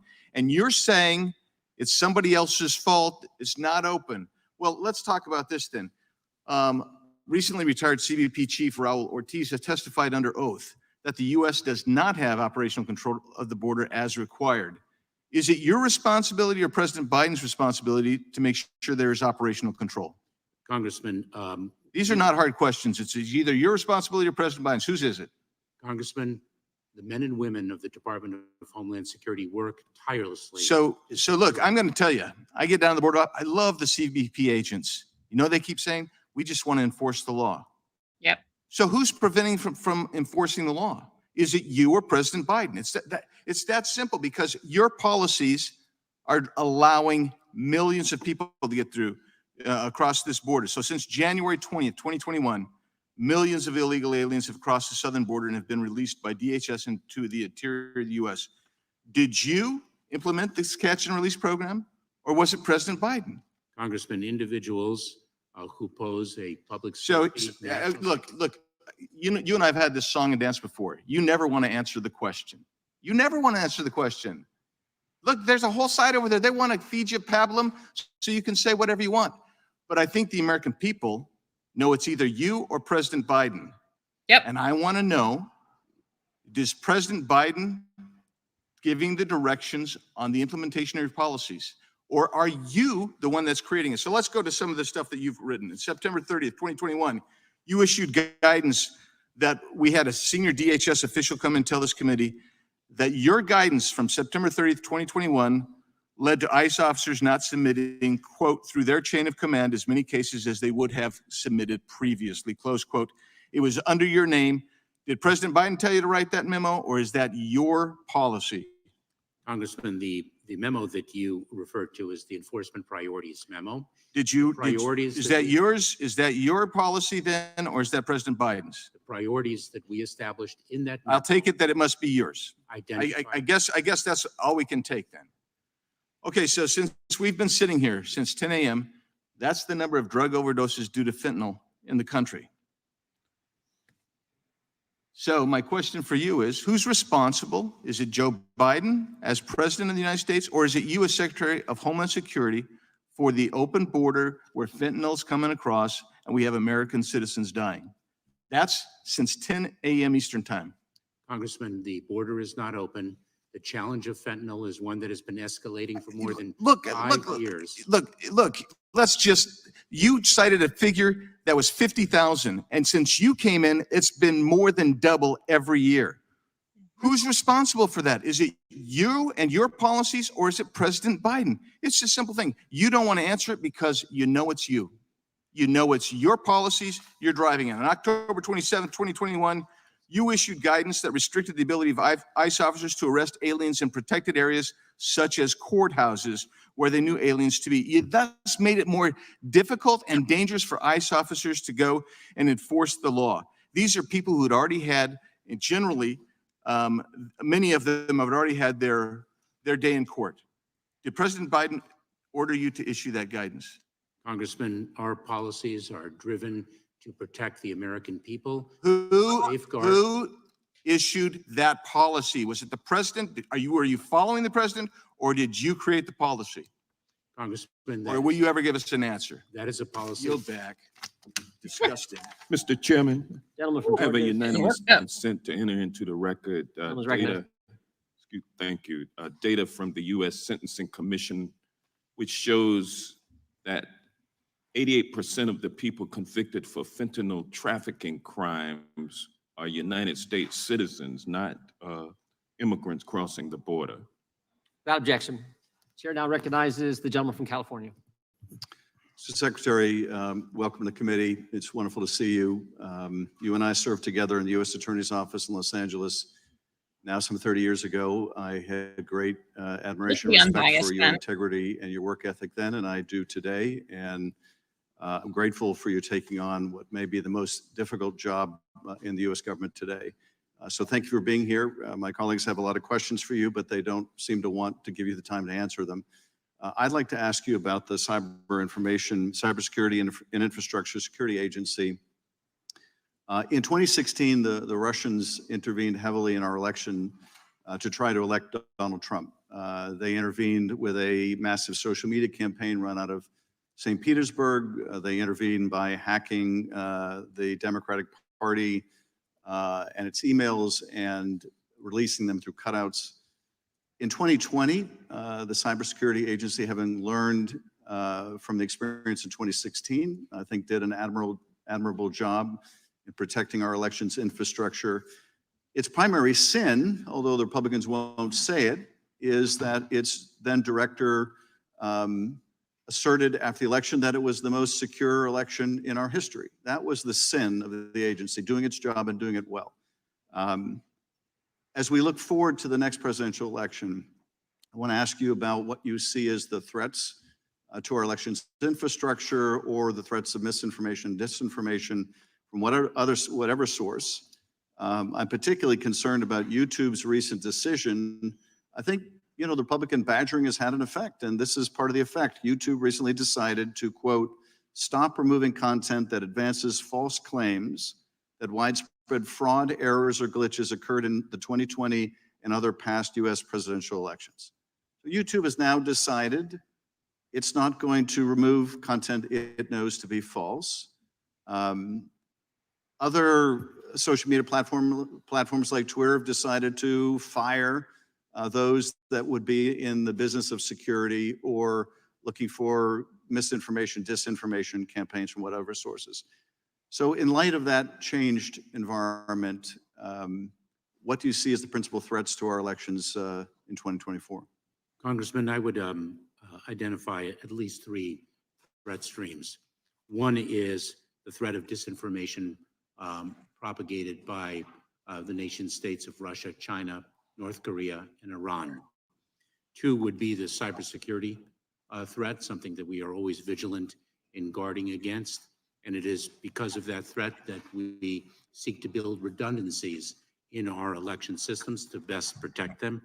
And third is something that we saw manifested last year, and that is the threat of physical intimidation of individuals at the voting booth. Those are three threat streams that I can identify right off the bat. We are very focused on each of them. Of course, the physical security is not something that we ourselves provide, but work in collaboration with local jurisdictions and give them advice as to how they can best secure the facility and the integrity of the voting process. Today, you may have seen it was reported that Rudy Giuliani has acknowledged in a court filing that the statements he was making about these Georgia election workers were just patently false. Those election workers' lives were put at great risk. Some of your own personnel, their lives have been put at great risk. by those who would attack our elections or attack efforts to prevent misinformation and disinformation. What efforts can you make to protect election workers and your own staff from these relentless falsehoods advanced to facilitate the campaigns of some of my colleagues, presidential hopeful? Some of the things that we do, Congressman, is we provide information to state, local, tribal, territorial, and campus law enforcement with respect to the threat streams that we are observing. We also have protective security advisors in each state that give advice to local communities about how best to secure facilities and make them safe areas for people to vote. Those are two examples of the work that we perform. Well, I appreciate what you do, Mr. Secretary, and I hope that these constant and unfounded attacks on you, on your agency, on the Cybersecurity Infrastructure Security Agency don't make your work that much more difficult. We're grateful to you, and with that, I yield back. Gentleman yields back. The gentleman from Wisconsin is recognized. Mr. Chairman, I want to issue a quick correction here as we start. It was mentioned earlier that Congress has not acted in decades in regards to securing the border. This House of Representatives in this session of Congress did act. We passed H.R. 2 to secure the border. Yep. How many Afghans, Mr. Secretary, have been admitted to the United States through parole since the fall of Kabul? 2 years ago. Congressman, I would be pleased to provide you with that data. I don't have it. There were 70,192 Afghans that were brought into the United States. They were brought here on parole for 2 years. Will you be reviewing each individual status on a case-by-case basis as this expiration happens? Congressman, you're referring to what we termed Operation Allies Welcome, a program that we are very proud of, that we instituted to provide refuge for individuals, many of whom— Will you be reviewing those they came in on parole, will you be reviewing them on a case-by-case basis? We reviewed them on a case-by-case basis, and when those parole periods are subject to renewal, we will do so. The commander down at Fort McCoy in my state, when I interviewed him 2 years ago, he said they were not interviewed on a case-by-case basis. In fact, in the terror hotbed of the world, Afghanistan, which should have a special immigrant visa process, previous administration used that to make sure to fully vet. Not one of those people that came in from Afghanistan were sent through the special immigrant visa process. They were simply given parole. Do you know how much damage was done to Fort McCoy during that period when those 12,000 plus Afghans came in? Congressman, the individuals who were benefited from Operation Allies Welcome were indeed screened and vetted by government personnel. They were brought in categorical parole, Mr. Chairman. There was $145.6 million of damage that was done to Fort McCoy. Did you realize that? Congressman, we're very The place was proud. virtually destroyed. I want to move on. I have a poster behind me. We are seeing all sorts of very serious criminal threats that come from across the border. That was 2 weeks ago from FBI Director Wray. In other words, saying the border is out of control. You say it's under control. Who's lying, you or FBI Director Wray? Congressman, we are very proud of our efforts to secure the border. We are relentless in our efforts to strengthen FBI Director Wray said it's becoming more and more of a priority for us, under oath, just 2 weeks ago. Who's lying to us? Director Wray or you? Congressman, we work very closely with the FBI to ensure the safety and security of the American people. That is our highest priority. To illegal border crossings. The increased fentanyl is not tied to illegal border crossings. Do you agree with that statement? No, it's not effectively managed right now. And until it is, the cartels are they're the winners of this. Cartels are the winners. Sheriff Mark Daniels, under questioning here a few months ago, before this committee, Cochise County down on the border of Arizona, He said the open border has led to a significant increase in the amount of fentanyl coming into this country. Do you agree with his assessment? Congressman, we have taken it to the Do cartels. you agree with his assessment? He said the amount of fentanyl has went up significantly as a result of the open borders policy implemented by this administration January 20th of 2021. Is he lying to us? Did Sheriff Daniels lie to us? Congressman, I respectfully disagree with Sheriff Daniels, whom I know well. So I can Sheriff say Daniels is lying to us? That's not what I said, Congressman, and let me. Someone's share not telling the truth here, Mr. Secretary. Someone's not telling the truth. It's either Daniels or it's you. Congressman, we have interdicted more fentanyl at the ports of entry than in the prior administration. Mr. Chairman, I'll go to close here. The most urgent lethal threat in America was in this man's testimony. There's one person in America who can reduce the number of fentanyl deaths in America. And by the way, the term fentanyl overdoses is used. That's not the case anymore, is it? It's fentanyl poisonings. We've had them here, the Rackwall family from my state of Wisconsin. When you hear of fentanyl poisonings here in America, there's one person that can do something about it, and he sits right before us today. You, sir, are responsible for reducing fentanyl deaths in America. Will you ever do anything about it? I yield back. Gentleman yields back. Mr. Chairman, I got a unanimous consent request. Quickly. Gentleman from Louisiana. Two things, actually. Wanted to enter into the record a report, a Fox News report, April 27, 2022, which details the testimony of Mr. Mayorkas. They created the Disinformation Governance Board within DHS to combat alleged disinformation and misinformation, terms that he's not able to explain here. And the second document is the public statement on the Hunter Biden emails with the 51 former intel agents that has now been debunked, but they also refer to misinformation. So it's an important term. Enter those into the record. Without objection, the chair now recognizes the gentleman from California. Thank you, Chairman Jordan. The House Judiciary Committee is responsible for helping to ensure the rule of law. Unfortunately, the chair of this committee ignored a bipartisan congressional subpoena. The actions of the chair have undermined the credibility of all congressional committees to do with this. seeking information from witnesses and damage the rule of law. Now, Secretary Mayorkas, thank you for your public service.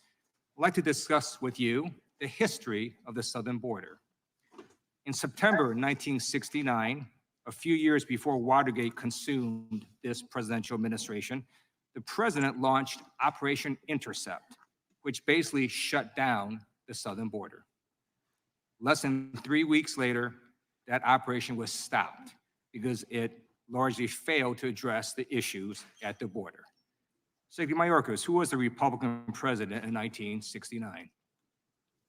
Congressman, I have to think back sequentially in reverse chronology, but I'm sure you know the answer He resigned. immediately. I'll give you a hint. This Republican president resigned.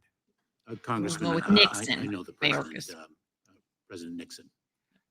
Thank you. After Nixon resigned in 1974, his vice president became president. But the issues at the border continued, and in 1976, the president stated, quote, 80 to 90% of the heroin that comes in the United States today comes across from our southern border, end quote. Secretary Mayorkas, who was the Republican president in 1976? The vice president to Nixon. I'm sorry? He was the vice president to Richard Johnson. Nixon. Oh my God, this guy. Gerald Ford, are you Yes, speaking that's of? correct. Oh, Ford. Yeah, Yeah, then- okay. I'm the idiot. Congressman, I'd prefer not to answer questions of history right now. My focus is on Right. the work. I'm of the gonna help Department you of with it. Homeland Security. I'm going to help you with this. In the 1980s, the Republican president had promised morning in America again. But the issues at the southern border continued, prompting him to order a partial shutdown of the border in 1985. This operation, aptly named Operation Intercept 2, was stopped after only a few days because it also failed to address the issues at the border.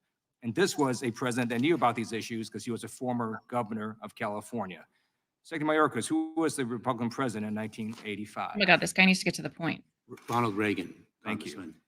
The border issues continued in 2 was stopped after only a few days because it also failed to address the issues at the border.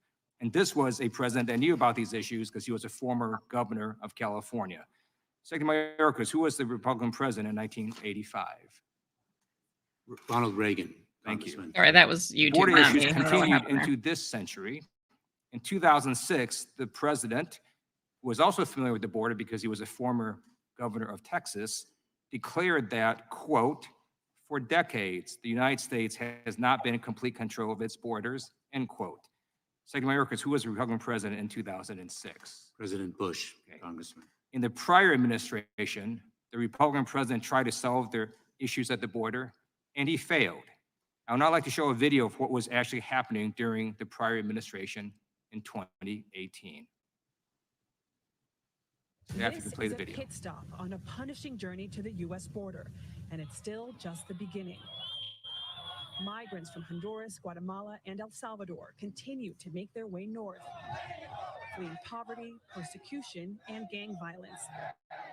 The caravan now includes an estimated 7,200 migrants, and more are expected to join tomorrow, potentially pushing the number past 10,000. In May 2019, the situation got even worse. Politico published an article on June 5th, 2019 that was titled, "Border Arrests Rose to Nearly 132,000 in May as the border surge continues." Secretary Mayorkas, who was the Republican president in 2018 and 2019? President Trump, Congressman. And now we're here in 2023. Secretary Mayorkas, last month in June, border crossings declined to the lowest level in over 2 years, correct? I'm sorry, can you repeat that? Border crossings last month declined to the lowest level in over 2 years, correct? Yes. And this past Politico December was the published an highest article ever in last recorded week that history. stated approximately 99,545 individuals were apprehended last month, the first time the figure dropped below 100,000 in more than 2 years. That data is largely correct, right? I believe so, yes. All right, so based on the facts that you testified to, here's this chart. Shows that under Trump, there were 133,000 border apprehensions in May 2019. And last month, under the Biden administration, there were less than 100,000 border apprehensions.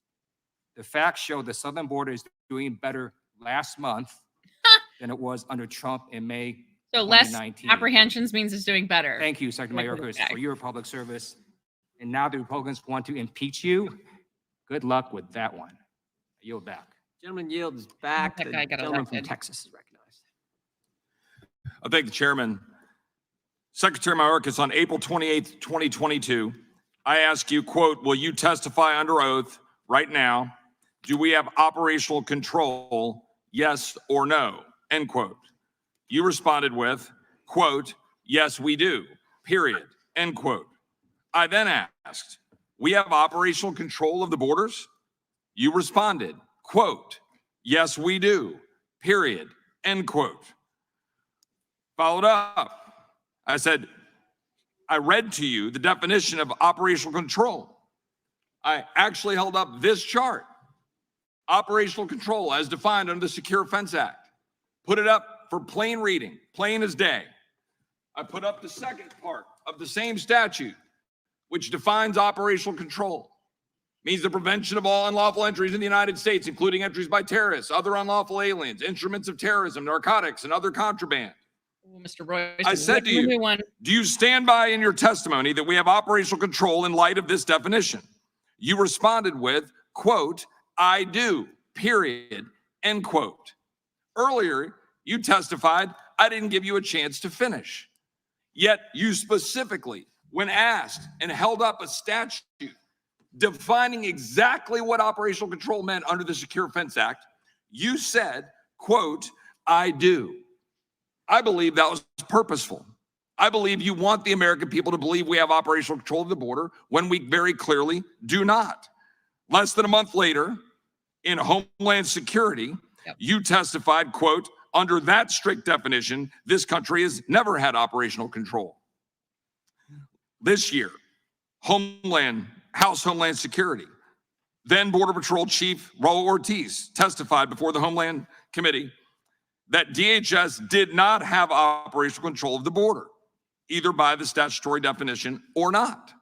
Now, that is an honest answer. In the Senate Judiciary Committee, shortly thereafter, you testified with respect to the definition of operational control. I do not use the definition that appears in the Secure Fence Act. And the Secure Fence Act provides statutorily that operational control is defined as preventing all unlawful entries in the United States. And by that definition, no administration has ever had operational control.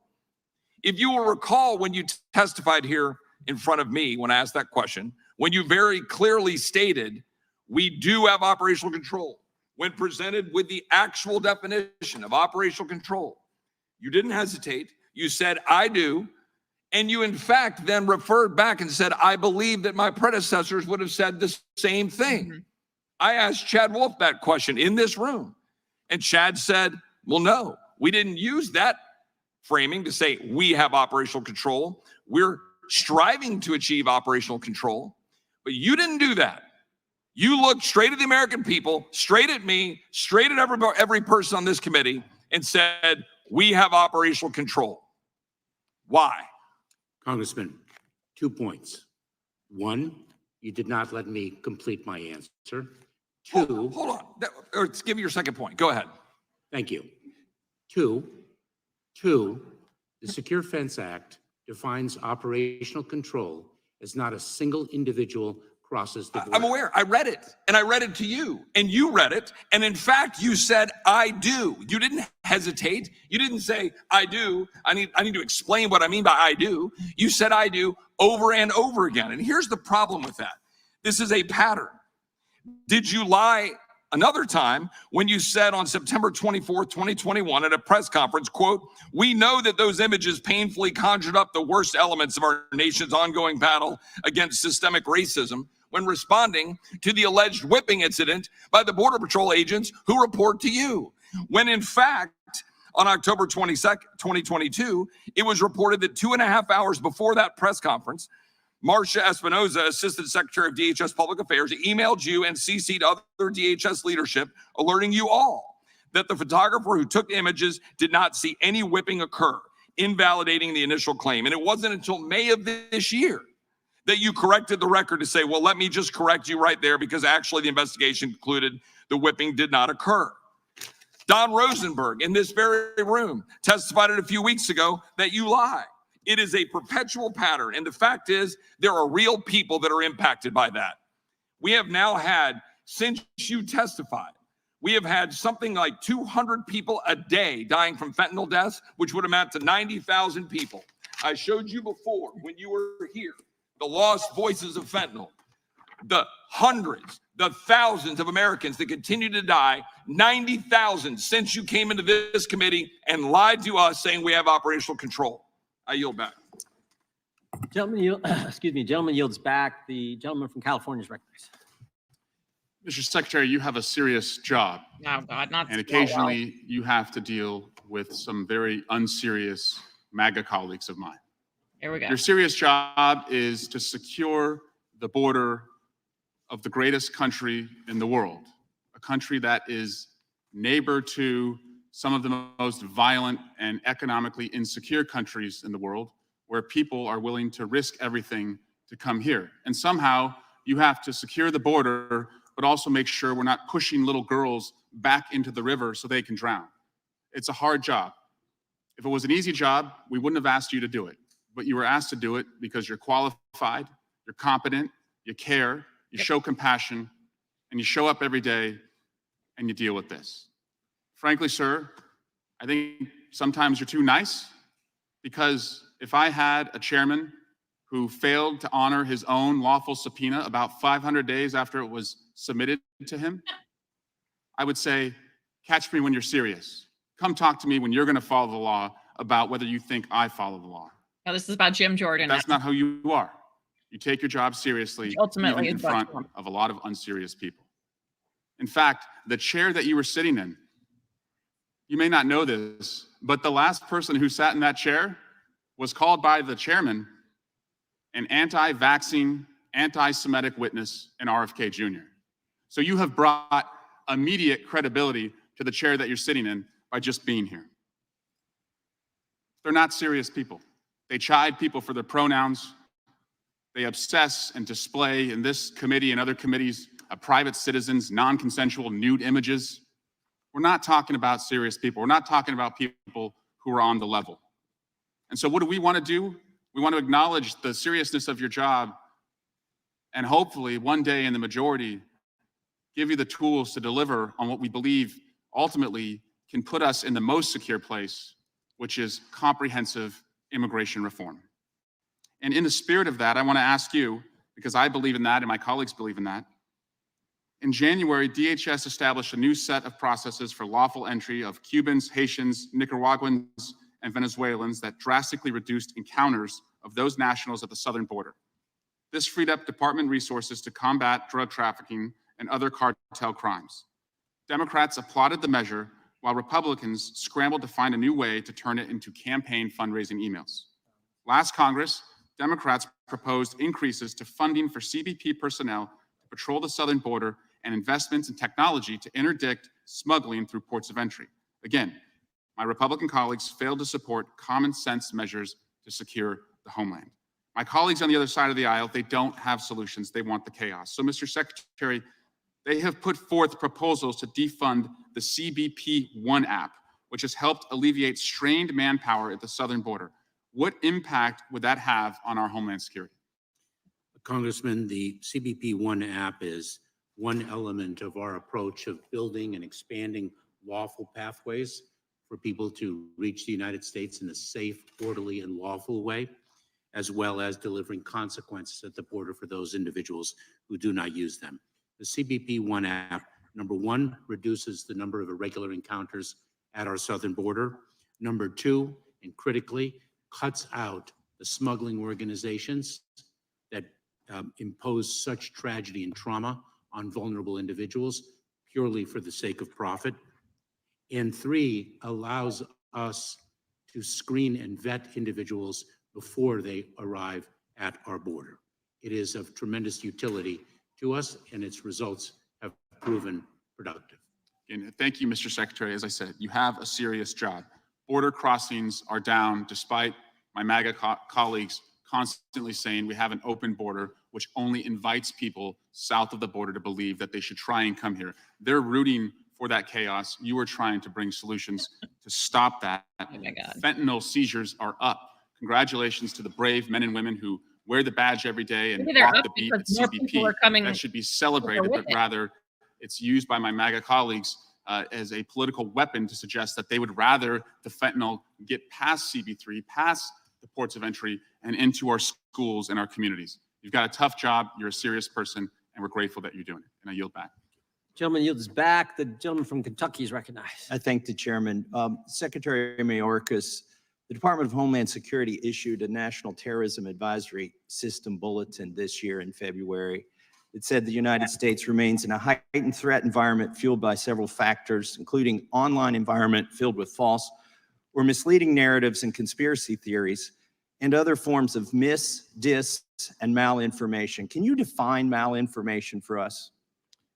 Congressman, we're dealing with false information that is used for a particular purpose. Isn't malinformation actually true information that may Yes, be it is. inconvenient to the establishment orthodoxy? I'm sorry, Congressman. Isn't malinformation a made-up word that refers to information that's actually true but just inconvenient to the government narrative? That is not true. That is absolutely true. Let me ask you this. You said that the proliferation of false or misleading narratives sow discord and undermine public trust in U.S. government institutions. Is it illegal to undermine public trust in U.S. government institutions? Congressman, we become involved because we believe in the First Amendment right, and we have safeguards to protect it. We actually have a statutorily created Office for Civil Rights and Civil Liberties. We become involved not with respect to a particular ideology. We are ideology neutral, but it's the connectivity not to true. violence. Isn't larger What we- government an ideology, the bigger government? Let me ask you my original question. Is it illegal to undermine public trust in U.S. government institutions? Congressman, we understand First Amendment principles. We embrace and protect them. Doesn't the Individuals can espouse whatever ideology they believe in. And so That it's, is That is So a- let me ask you the question. If you Sure. just And then they're answer it labeled as directly, domestic is terrorism. it illegal to undermine public trust in U.S. government institutions? Isn't that in fact what we're doing here today? When we point out that you've released 1 million or 2 million people into this country without trying to deport them? I mean, are we in fact undermining trust in your institution? Aren't we doing that? And isn't that actually healthy when we point that out? Congressman, may I share with you what the Department of Homeland Security does with respect to ideologies? I need to What we ask you do- another question since you haven't answered any of these yet. You say that there is widespread online proliferation of false or misleading narratives regarding COVID-19. Is the claim that natural immunity is real, is that a false or misleading online narrative? Congressman, we do not evaluate particular ideologies or particular narratives. Our focus How about is the on- claim that vaccines don't stop the spread of the virus? Was that a false or misleading COVID narrative? Congressman, what we do is we are involved when there's a connectivity between an ideology, whatever that ideology. How about, I'm not talking about ideology, I'm talking about COVID-19. Is the notion that masks were ineffective at stopping transmission, was that a false or misleading narrative? Congressman, allow me to repeat. What we get engaged in is a connectivity to violence. It is our responsibility to prevent violence from occurring.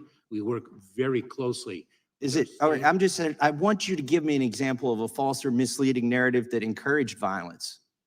That you say that that grievances associated with these themes inspired violent extremist attacks during 2021. Did hydroxychloroquine, did that inspire violent extremist attacks? What are you talking about in this document when you say that false or misleading narratives about COVID-19 inspired violent extremist attacks during 2021? Can you give us a single example? I've given you some questions. Was it the narrative that this may have leaked from a lab in China?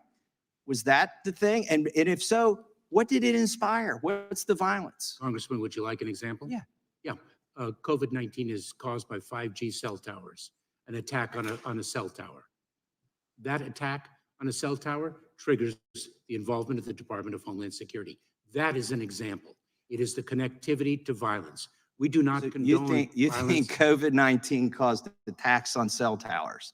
I think you're Congressman, that is a- chasing ridiculous things. Mr. People Chairman, watching this at home, Mr. Chairman. they got to be just amazed that you would Chairman, espouse can the this. witness be allowed to answer? No, he is not. He said that false or misleading narratives about COVID-19 need to be censored. He's implying that they need to be censored because getting out this information, the free speech, is somehow dangerous to our country. Chairman, he didn't say in that. the context of COVID-19. I completely disagree. He didn't give us an example. Chairman, can he And I answer? yield back the Can the balance. of witness- my Can he time. answer the Witness question because he's being misquoted? The time belongs to the gentleman. He has yielded back. The time now goes to, and before I yield to the gentlelady from Washington, I'm sure she'll be willing to yield to you, Mr. Secretary. We've been going almost 2 hours. If you need a break, just let us know, but we'll keep going. I'll yield to the gentlelady for her 5 minutes, and if you want to respond to Mr. Massey in that 5, you go right ahead. Gentlelady from Washington is recognized. Thank you, Mr. Chairman. Mr. Secretary, thank you for coming here today. I'm going to give you a brief opportunity because I have a full 5 minutes, but a brief opportunity to respond to the gentleman. I don't even know where to begin with the grotesque distortion of information. I just don't even know where to begin. Mr. Secretary, I want to thank you for your service, for your leadership. I'm sorry for what you're experiencing today. And as the ranking member of the Immigration Subcommittee, I want to take a step back and just remind everyone of the mess that you inherited from the previous administration and the steps that your department under your leadership is taking to move us in the right direction. Let's be really clear. The Trump administration considered every undocumented immigrant a priority for removal. The Trump administration separated children from their parents. But perhaps what escaped attention the most was that the Trump administration simply did not believe in legal immigration. The previous administration enacted over 400 changes designed to shut down legal immigration. And the truth is that it's our job in Congress to fix this. We have not updated the immigration system in over 3 decades. And in that time, America's population has grown by 80 million people. The economy is 5 times larger, and our inability to modernize American laws, immigration laws, has resulted in record-level backlogs for the legal immigration system, making it nearly impossible to come to the United States. A decade ago, the United States Senate passed with 68 bipartisan votes a comprehensive immigration reform bill, only to be stymied by Republicans in the House who refused to bring it up for a vote because they knew that it would pass if they did. Today, thanks to a concerted Republican strategy to vilify immigrants, it is hard to imagine a bill like that garnering that kind of bipartisan vote in either chamber.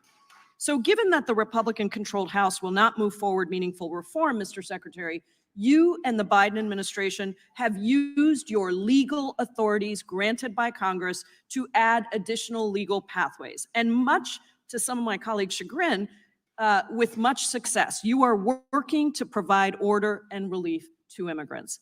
The administration announced the opening of regional processing centers across the Western Hemisphere that will allow migrants to have their protection and benefits claims assessed in a humane way without having to make the dangerous journey to the US-Mexico border.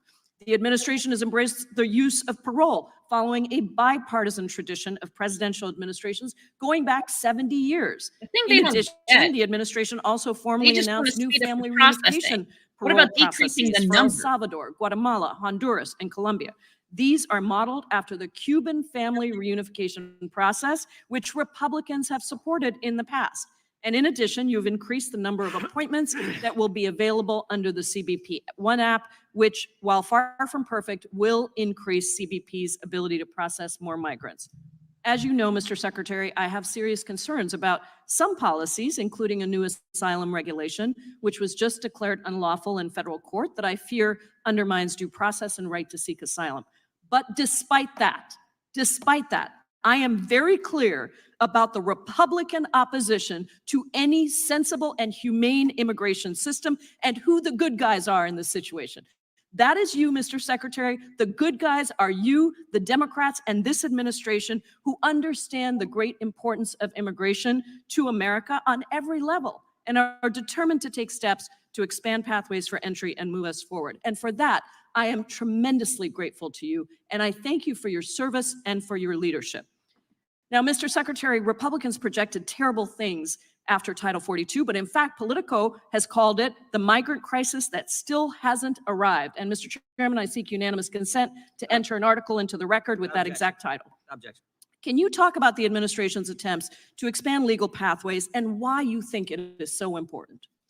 Congresswoman, our approach is to expand lawful pathways so that individuals who qualify for relief under the laws of this Congress do not have to place their lives and their life savings in the hands of unscrupulous smugglers who only exploit them for profit.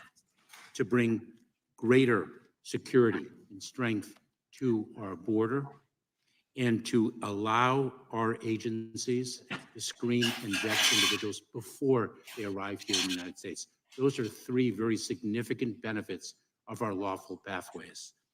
I know you and I disagree on the other element of our approach, which is to deliver consequences for those who do not use those lawful pathways.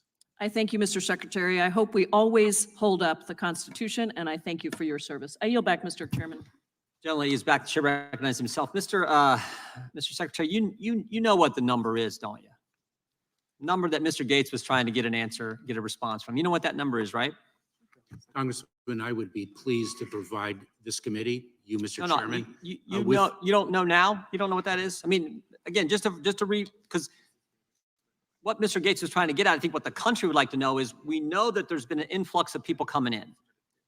Over 2 million encounters on our southern border, inadmissible aliens on our southern border. We know that number has come in since Joe Biden's been president. We know it's a big number.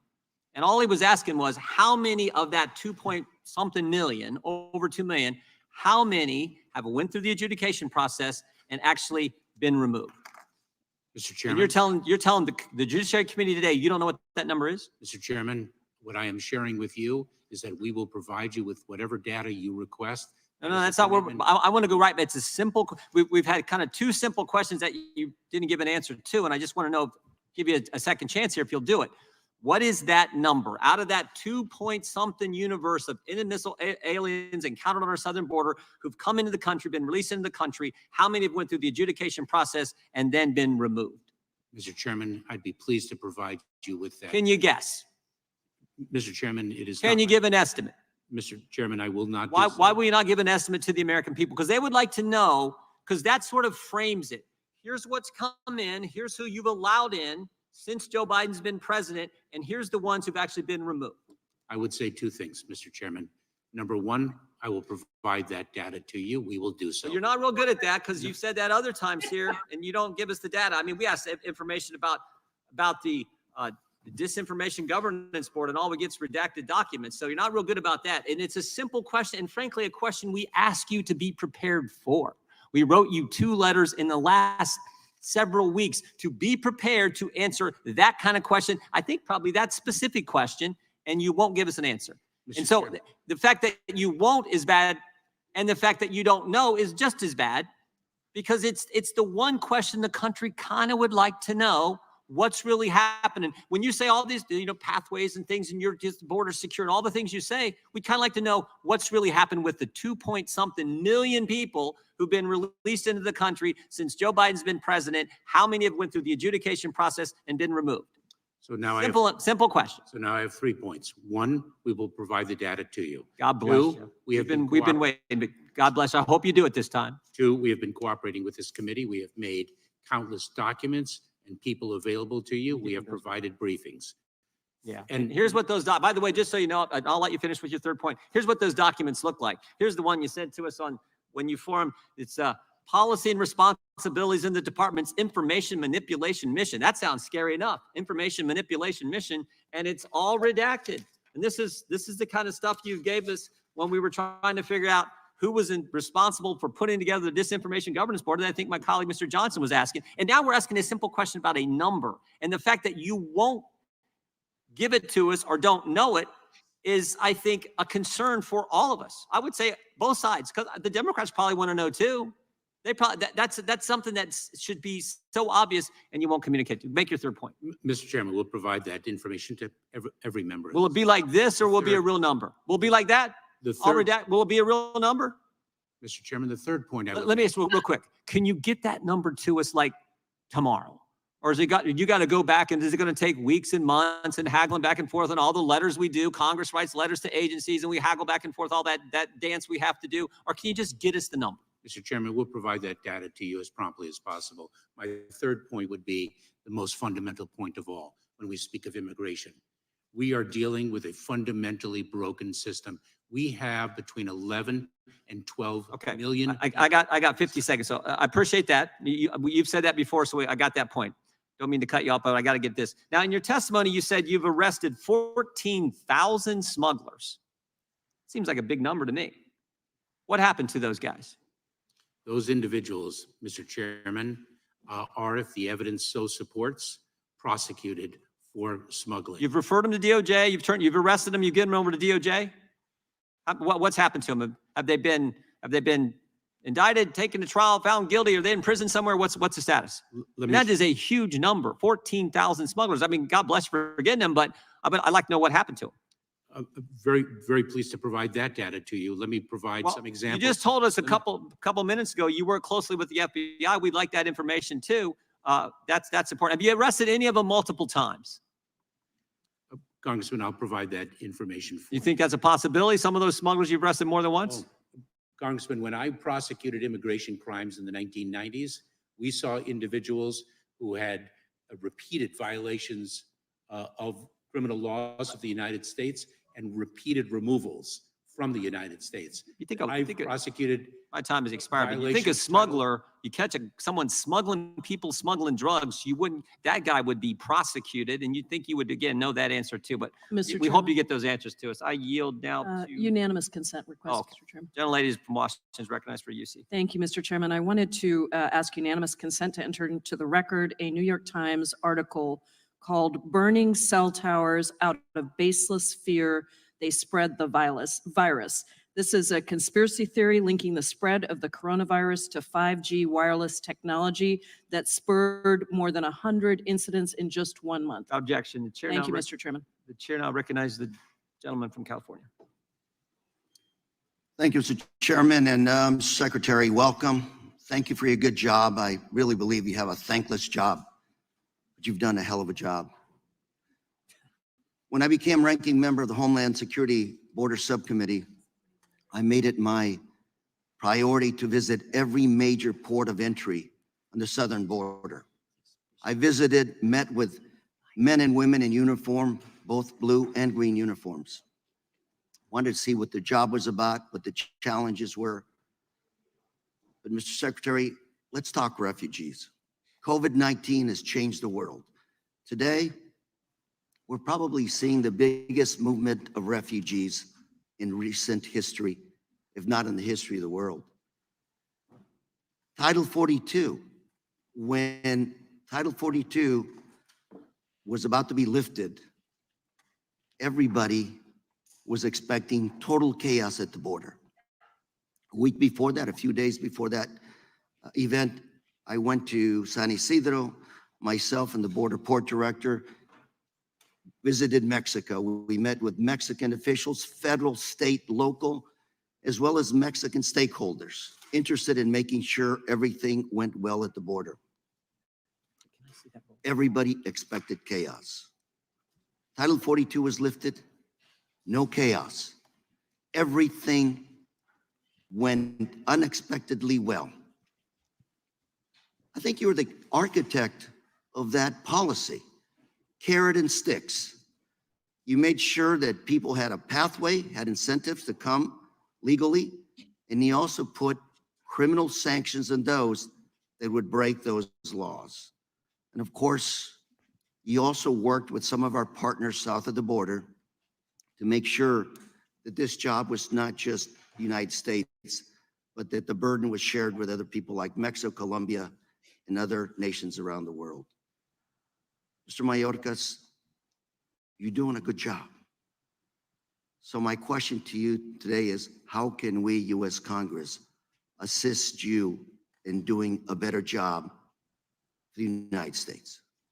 Congressman, thank you. We are taking the actions that we think will strengthen the security of our border, uphold our values as well, to the best of our abilities, operating within a broken immigration system. The most fundamental benefit that we could receive from Congress is legislative reform. You know, I'd like to see us move to an immigration reform. You were trying to say earlier, we have 12 million undocumented workers working in this country, some having been here for 10, 20, 30 years. No hope of an adjustment of status. We have another 10 million job openings in this country today. Let's quickly, in my last minute or two, talk about fentanyl. It's ruining Main Street back home. Deaths. 80 to 90% of the fentanyl comes through our ports of entries. Yet right now, you only have enough funding. That's not great either. To maybe inspect 2% of the vehicles coming through our ports of entry. Does that sound about right? Congressman, we have harnessed advanced technology, most notably the non-intrusive inspection technology, to be a force multiplier for our personnel.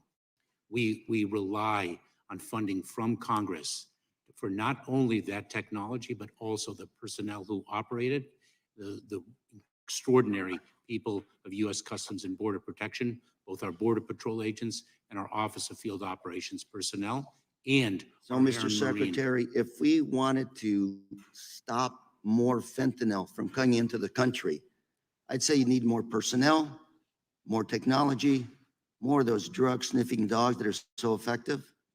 You need more funding. We want to go from 2% of inspections to 4 to 6 to 10% of those vehicles being inspected. You need the funds. We do, Congressman, and it is a two-part challenge. It is addressing the supply, which your question is focused on, of course, and we also have to address the issue of demand in this country. The scourge of drugs has been a long, enduring one. I will say I prosecuted many narcotics trafficking cases in my time as a prosecutor. The toxicity of fentanyl is something I've never seen before. Mr. Secretary, thank you very much for your good work. We want to partner with you to make sure we protect America from those negative elements coming into this country. Mr. Chair, I yield. Gentleman yields back. The gentleman from North Carolina is recognized. Thank you, Mr. Chairman. Mr. Secretary, let me focus on CISA a moment and something very specific. Jen Easterly, the director of CISA, testifying before an appropriations subcommittee here in the House earlier this year, said, quote, "We don't flag anything to social media organizations at all. We are focused on building resilience to foreign influence and disinformation," close quote. Is that true or false? That CISA does not flag anything to social media organizations at all? I believe that is true, Congressman, and I will verify that, but I believe that is true. We do. Do you know, are you familiar with Brian Scully? Do you know who that is? I do not, Congressman. He was I think the MDM, the person responsible for MDM, as you call it. And he testified about switchboarding, that CISA was engaged in switchboarding in which, for example, it was essentially an audit official to identify something on social media that they deemed to be disinformation aimed at their jurisdiction. They could forward that to CISA, and CISA would share that with the appropriate social media companies. Now, that was a quote from his testimony. That sounds like flagging to me, flagging to social media companies, and all of his testimony was of similar import. How does that reconcile with what you just said, Ms. Easterly correctly answered before the Appropriations Subcommittee? Congressman, a few points on switchboarding. No. Would you Yes. Would you reconcile those two statements, please? Yes. I don't really have enough time to go off on a dissertation. Yes, I will. Okay. If you'll allow me. Quickly, thank you. That practice, my understanding is that practice was in 2018 and 2020, is no longer employed by CISA. And what it amounted to was serving as an intermediary between election officials and social media companies. We were not making a judgment back then in 2018 or 2020. I get your point. I get your point. And I know you're going to want to elaborate, and I appreciate that. But I think the point you just said, and I'd like to inquire further about it, you said it's no longer the practice. When did it stop? I'd be pleased to provide that information to you, and I will defer to the director Easterly, but we will provide that information to you. You do not know when they stopped doing it? I do not. You have said in your testimony here today several times that we are taking it to the cartels to an unprecedented degree, dismantling those criminal organizations. Those are two things you said. Have Mexican drug cartels become stronger or weaker during your tenure as secretary? Congressman, we are taking it to the cartels to an unprecedented You already said that. In degree. fact, I just repeated it to you. Have they become stronger or weaker on your watch? Congressman, the cartels have been a challenge for not only this country, but many Are you countries not able around to the say world. whether they're stronger or weaker on your watch? We, through our efforts have weakened those cartels by the investigations and prosecutions that we have conducted with our international The cartels partners. are weakened under your tenure? When Is that what we- your testimony is, sir? When we disrupt a cartel, when we arrest an individual with our partners, we have weakened them. That is what the men and women of the Department of Homeland Security are dedicated to doing. How much revenue have the cartels received during your tenure? Congressman, I don't have that data. Do you have no estimate about that whatsoever? That you bear in cartels- your mind what revenues Mexican drug cartels have received during your tenure as secretary? Congressman, the cartels are very profitable. They were very profitable 3 years ago, and they were very profitable 6 years ago. Are they I will making tell you more this. or less revenue under your tenure now than under previous administration? And I will tell you this, that we are unrelenting in our More or, attack I against the understand your efforts, sir. cartels. What I'm talking about are your results. Are they making more or less revenue under your tenure than your predecessors? We have arrested more criminals involved in cartel activity than in the prior. Do you not several know years. whether they're making more revenue, or are you simply evading my question? Congressman, I believe I answered your question that I do not have that data. Are But I drug will say deaths this. due to penetrating the southern border of the United States increased or reduced during your 30-month tenure over prior periods? The cartels outside of the United States have also stretched their jurisdiction to other countries around the world. How does your record on achieving operational control compare to other administrations? Worse than any other? No, Congressman. The approach that we are taking, expanding lawful pathways. You've had and larger delivering- numbers of entries in violation of that Time of the gentleman. statutory Time of the gentleman. definition, have you not, sir? Congressman, the approach that we are taking of expanding lawful pathways and delivering consequences for those who do not use them are proving results. It continues to be a challenge, as the border has been in the absence of legislative action, but we are achieving results. I yield back, Mr. Chairman. Gentleman yields back. Mr. Secretary, we'll go a few more rounds if that's all right, and then we'll get a break. Mr. Chairman, I have a unanimous consent. Unanimous request. consent from gentleman from Florida. Yes, from Reuters, U.S. suspends asylum appointments in Texas border city after extortion reports. From U.S. News and World Report, U.S. halts online asylum appointments at Texas crossing after extortion warnings. And the Associated Press, U.S. halts appointments using migrant phone app at Texas border crossing seems to be in direct contradiction to the Secretary's testimony. I seek unanimous consent to enter it. Without objection, the chair now recognizes the gentlelady from Pennsylvania. Thank you, Mr. Chairman, and thank you, Secretary Mayorkas, for being here. As you well know, immigration and border security are complicated issues that require comprehensive solutions to address national security, humanitarian concerns, workforce issues, gun and drug smuggling in both directions. It shouldn't and be that fidelity complicated. To the rule of law, which is, of course, the foundation of our country. Our colleagues across the aisle have made clear with their tone and questions today that their primary interest is in scapegoating you and the Biden administration for the consequences of Congress failing for decades to address either the root causes of immigration at our southern border, including climate change, corruption, and poverty, or the underfunding and all but complete collapse of the U.S. immigration system, which hasn't been updated for decades to respond to current conditions.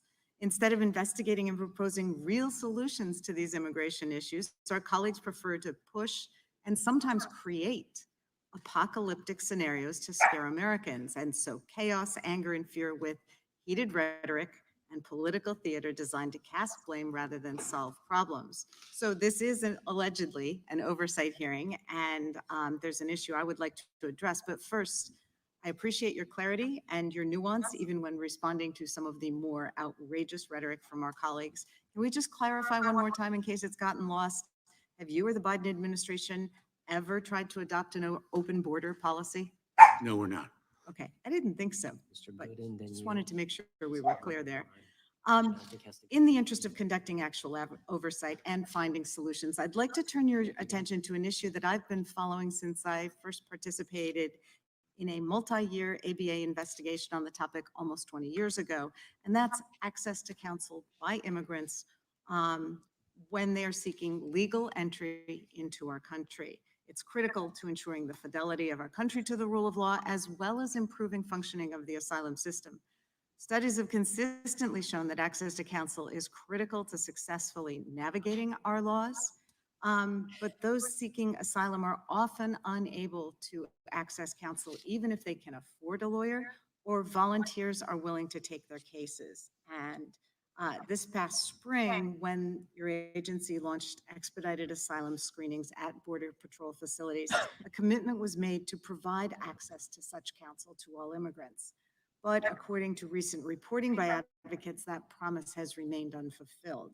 Of the thousands of migrants screened at these facilities, only a small number have been able to consult, however unpredictably, with attorneys by phone. and even fewer have been able to complete formal legal representation. So I know that the failure to ensure uniform or consistent access to counsel when available is not a new issue, but the problem appears to be worsening despite commitments to do better. So moving forward, is your agency able to better guarantee attorney access for asylum seekers screened at Border Patrol facilities or held in detention facilities? Congresswoman, when we built this approach of lawful pathways and the delivery of consequences, one element of it was the screening of individuals in Border Patrol facilities.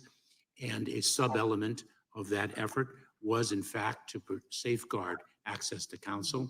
I have visited the border approximately 20 times. In my last visit, I saw the consultation booths that we built in a Border Patrol processing facility deliberately to provide that access to counsel.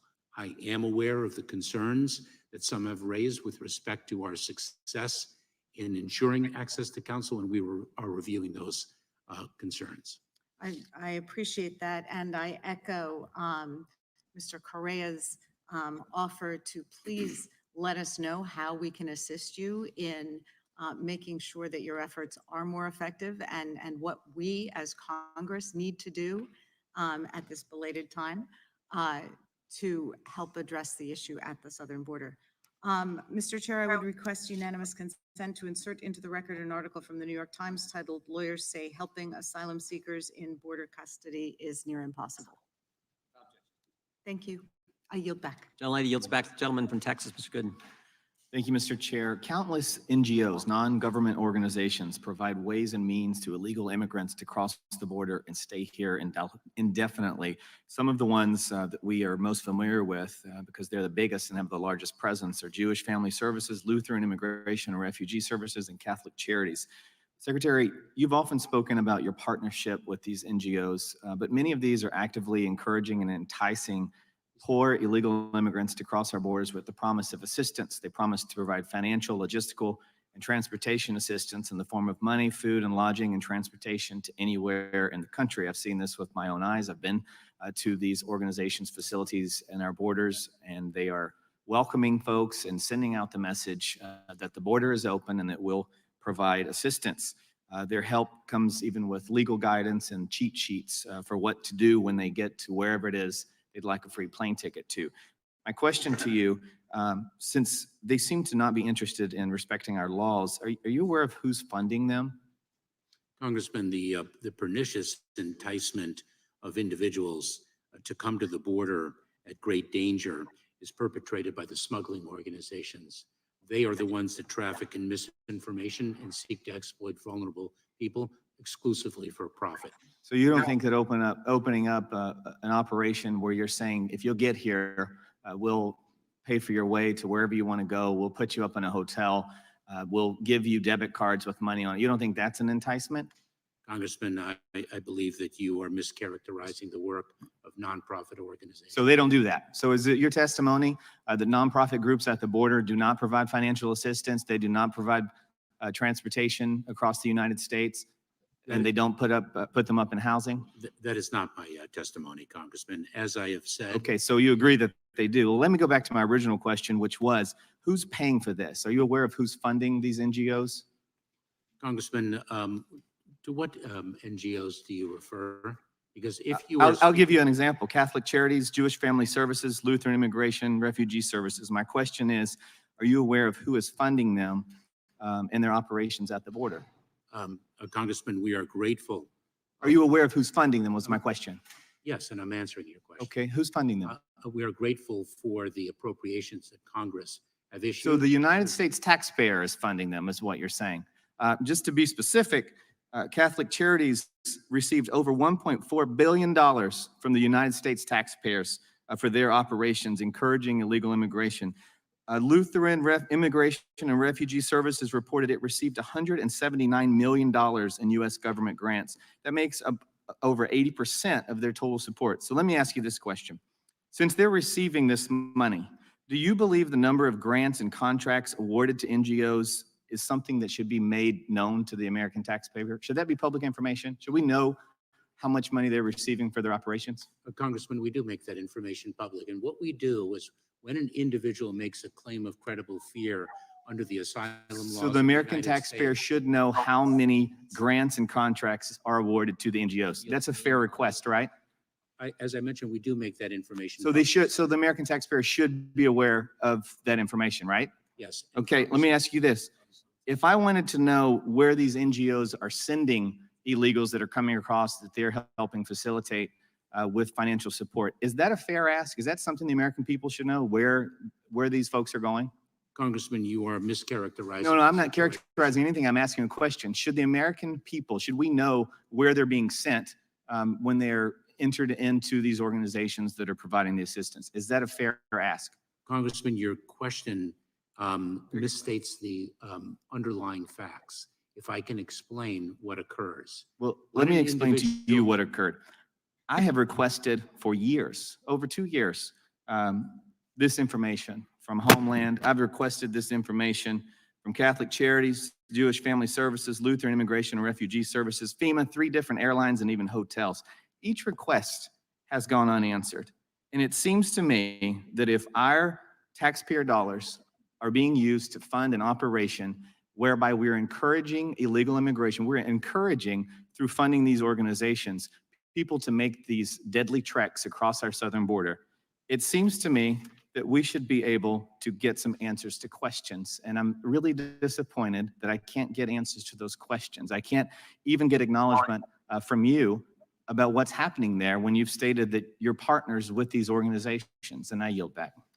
Gentleman yields back to, if we can, Mr. Secretary, we'll go 2 more 5s, and then we'll take a break. If defer that's to good the with you chair. guys. So let's go. I think the gentlelady from Pennsylvania is up next. Thank you, Mr. Chairman. I appreciate that. And thank you, Secretary Mayorkas. And please express my thanks to all the good people under your watch and under your guidance in the Department of Homeland Security for what you do to keep us safe. 300 people a day. In this country, on average, 300 people a day die of overdose. We know that 80% of those fentanyl poisoning. We have a serious problem. And I thank you for taking it seriously and doing what you can to interrupt and interdict the poisoning of Americans and interdict illicit drugs coming across our country. It wasn't so long ago, it was back in May that I joined Representative Escobar at the border in El Paso, got to meet with really terrific folks doing this work. What I'd like to say is we have a serious problem, but we don't have folks on the other side of the aisle serious about solving it. When they blame you, you are responsible for every one of the fentanyl deaths. What a disservice and a disgrace to the families in my district who have lost children and who will lose children to this fentanyl poisoning. It is a disgrace for folks to just demonize you, demonize those coming across our border seeking refuge. Can you tell us, on average, what are the facts about what's coming across our border through ports of entry in terms of illicit drugs, specifically fentanyl? Congresswoman, the U.S. Customs and Border Protection data evidences that more than 90% of the fentanyl that is brought into this country is trafficked through the ports of entry, which is why we have surged operations to those ports of entry to increase the interdiction of fentanyl that is causing so much death and destruction in our country. And who is bringing it across? I believe the data suggests that approximately 70% of the people arrested are U.S. citizens. Which makes perfect sense. Would you put your resource for the cartels and those who are selling this, would you put that resource on the back of a migrant likely not to make it across so that you would be able to sell this valuable, deadly resource? It makes perfect sense. Coming mostly through ports of entry, coming mostly by way of Americans, American citizens. It's shocking. The seriousness that is lacked on the other side, they don't want to hear the facts. They don't want to solve this problem. They don't want to save lives, because if they did, they'd stop demonizing you and they'd stop demonizing the migrant. Can you tell us about what you said in your testimony? In your words, you said fentanyl is one of the most urgent and lethal threats to American communities today. Could you tell us about Operations Blue Lotus and Four Horsemen that stopped nearly 10,000 pounds of fentanyl from entering the U.S.? Congresswoman, these operations reflect a surge of personnel and technology to enhance our interdiction capabilities and to arrest the perpetrators of this trafficking. I served as a prosecutor for 12 years. I prosecuted cocaine traffickers, methamphetamine traffickers, even black tar heroin traffickers. We have not seen a drug as dangerous as fentanyl and other synthetic opioids. Their toxicity make it extraordinarily challenging, as well as the profitability and ease of manufacture. It is because of the extraordinary work of U.S. Customs and Border Protection personnel, Homeland Security investigations personnel, other personnel throughout the Department of Homeland Security, working with our law enforcement and international partners, that we've been able to enhance and increase our interdiction and arrest capabilities, and we are seeing the results. And I'd like to say, again, on the topic of seriousness, if my friends on the other side of the aisle were serious about saving lives from this fentanyl crisis, they would have voted for the Infrastructure Investment and Jobs Act, which included $430 million of investment to modernize our ports of entry and to help improve CBP. Or maybe they would have, not a single person on the other side of the aisle, voted for the 2023 omnibus bill. All House Judiciary Republicans opposed. It funded additional staffing for CBP's ports of entry. They're not serious people. They don't want to solve this problem. I wear this band for Jake, the son of a friend of mine who died from fentanyl poisoning, and they said, please do something about it. I thank you for what you and your members are doing about it. Gentlelady yields back. The chair recognizes gentlelady from Indiana. Thank you, Mr. Chairman. I'll be brief and yield my time since I'm kind of wasting my time here. I'll be honest with you. Secretary Mayorkas, do you take full responsibility for all decisions of action or inaction made at your agency? Do you personally take full responsibility For all of the decisions made at your agency? I am the Secretary of the Department. So it means yes. I bear ultimate responsibility for the decisions So yes. made. Yes, okay. So you mentioned earlier that in your definition, you have operational control of the border. Can you define what you mean by that? What we mean, because under the Secure Fence Act, it means that not a single individual would cross the border. Under that definition, no administration has had operational control. So what number do you have? 5 million, 10, if less than 5 or 10, or less than a couple 100,000 get away or more? I mean, what is your definition? What we do, Congresswoman, is Do you have a number? What we do is we look at the resources that we have available to us and ask ourselves, are we deploying those resources to achieve the most effective results for the American people? That is what we do, and we are hopeful, working with you and other members of this committee, to increase the funding for the Department of Homeland Security. So fine, we hear funding, but I've been at the border and you've been at the border too. How would you grade your job on a scale of 0 to 10? How would you grade yourself? Congresswoman, I am immensely proud to work. How would you grade yourself? Congresswoman, I am immensely proud to work with the men and women of the Department of No, Homeland yourself, Security. your job, not all of the women. I'm sure there are a lot of great men and women in your department. How would you rate your job as a head of your agency? It is the honor of my From life. 0 to 10, so you cannot grade it. How would grade your preparedness to this committee meeting on scale from 0 to 10? We ask information, you all these promises letter. I'm not wasting my time. I'm sorry, I don't want to use bad word, what you can do with all these letters, because we keep giving money and sending letter and you tell us BS back. So how would you rate yourself, your preparedness to this committee? It is the honor of my lifetime to work with the men. So from scale 0 to 10, how would you say how prepared you came to this hearing? I will repeat what I said. So you're not answering any questions. You are not answering any Republican question. Is it something that your intent to not respond to any questions of Republicans? You came with that intent. That is incorrect, Congresswoman. Well, you're not answering any questions. It is. I mean, every time I hear you say, we will, we shall. Yeah, I don't know. You don't know any numbers. You don't even know how many people you actually, you prosecuted, how many people you deported. You're nothing. How can you say you know? how your department is run. As executive, you don't know these numbers? Congresswoman, let me share with you. Well, you haven't shared anything useful here. Let me share I'm with you. sorry to tell you, I'll yield to Chairman Jordan because I'm not going to be wasting your time with this charade and circus. You do not have an intent to do that. And it is a serious national security issue. This border and cartels are stronger. A lot of money NGOs are making who knows what, and probably a lot of corruption over there. And we have a national security crisis. And you sitting here and saying, looking at us with very smiley face, it's unacceptable. But I yield to Chairman Jordan.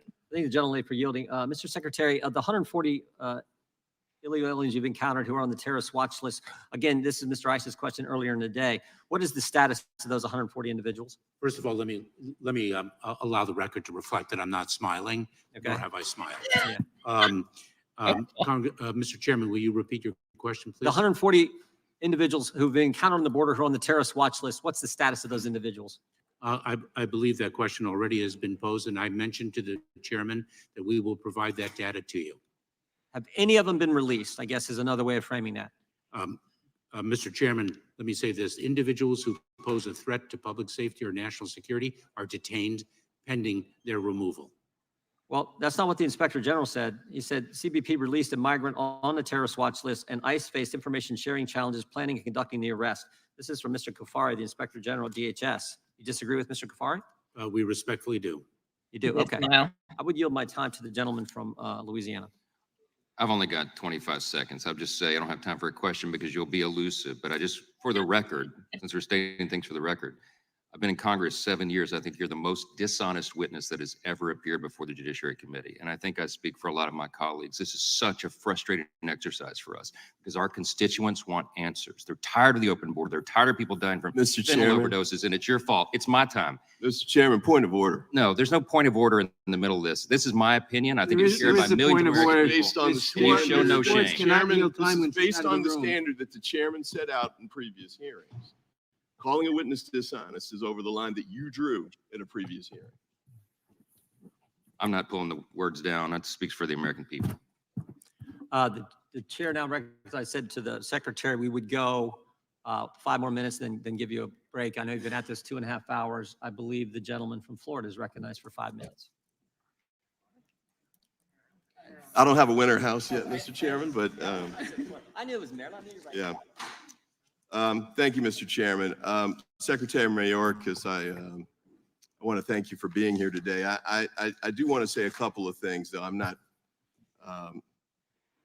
trying to get too deep into this, but I know this is an oversight hearing. Unfortunately, though, the larger picture is that this is really about the effort to impeach you. I also serve on the Homeland Security Committee. And one of the members of that committee talked explicitly about the Republican effort to impeach you, the two committees working coordination. He said something about, pay attention, you can get the popcorn and watch this because it's going to be a lot of fun. Unfortunately, you've been sort of thrust into the middle of that, and not your doing, but that's where we are. And there are also efforts, obviously, to impeach President Biden. I've seen articles of impeachment with respect to that. The first articles to impeach you came out 2 years ago. I'm not even sure you'd started unpacking in your office yet, but I do appreciate the fact that you're doing a very tough job under very difficult circumstances. And I want you to continue working forward on that. There's a couple of things that I hadn't really wanted to get into, but my Republican colleagues have made so much about it, and that's the CISA disinformation issue. And I know there are different views about that. We've done this on Homeland Security as well, but I do want to point out that I think there's an important role for the federal government to play in dealing with disinformation, and by that I mean false information. The Republican election deniers, including former President Trump, that's disinformation that needs to be addressed by the government, not just to deal with it in the past, but because of upcoming elections. I know there are election officers across the country at the state and local level who've been trying to put together a plan to deal with these issues. A lot of the disinformation comes from overseas, but we get some of it here in the United States, even by national elected officials. Some are members here in the Congress. And I think it's important for us to address that to make sure that the elections that are done in 2024 are done in a way that's consistent with the law and that allows people to base their decisions on real information. And also, I want to say this too. I mean, the election deniers and the false information that's been put out there has put a lot of individuals at risk. Sometimes their lives have been threatened. These are people who are volunteer election judges, the state and local level across the country.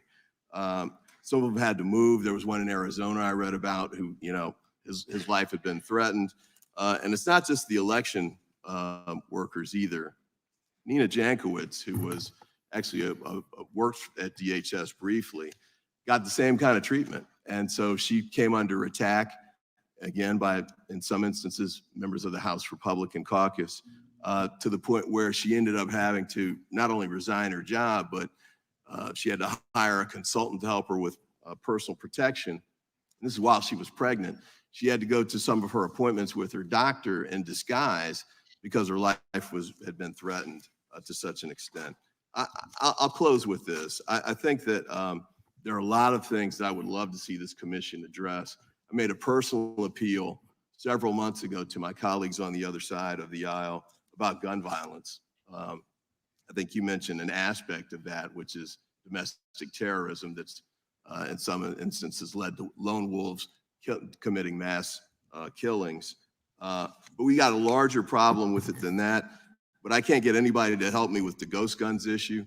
I've got a bill about raising the age for assault weapons from 18 to 21, which I thought would be a reasonable place to go, since we already have the raise the age place took Turn your place phone off, people. for handguns from 18 to 21 in the previous Congress and got bipartisan support.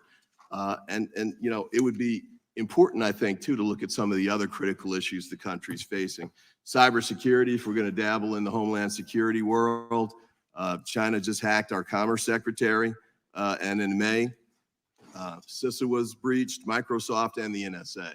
So these are very important issues to the American people. I hope we can take a look at these. One last point on the immigration piece.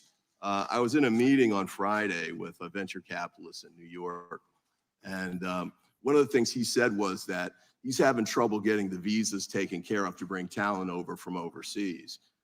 These are, high-tech jobs, engineers, and the like.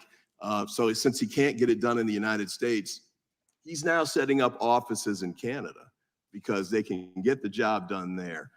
I would love to see us address the immigration issue in a comprehensive way. Somebody mentioned HR 2 earlier, which I thought was kind of funny because Senate Republicans were telling us that was going to be DOA when it got over there. So we know that's not a real solution.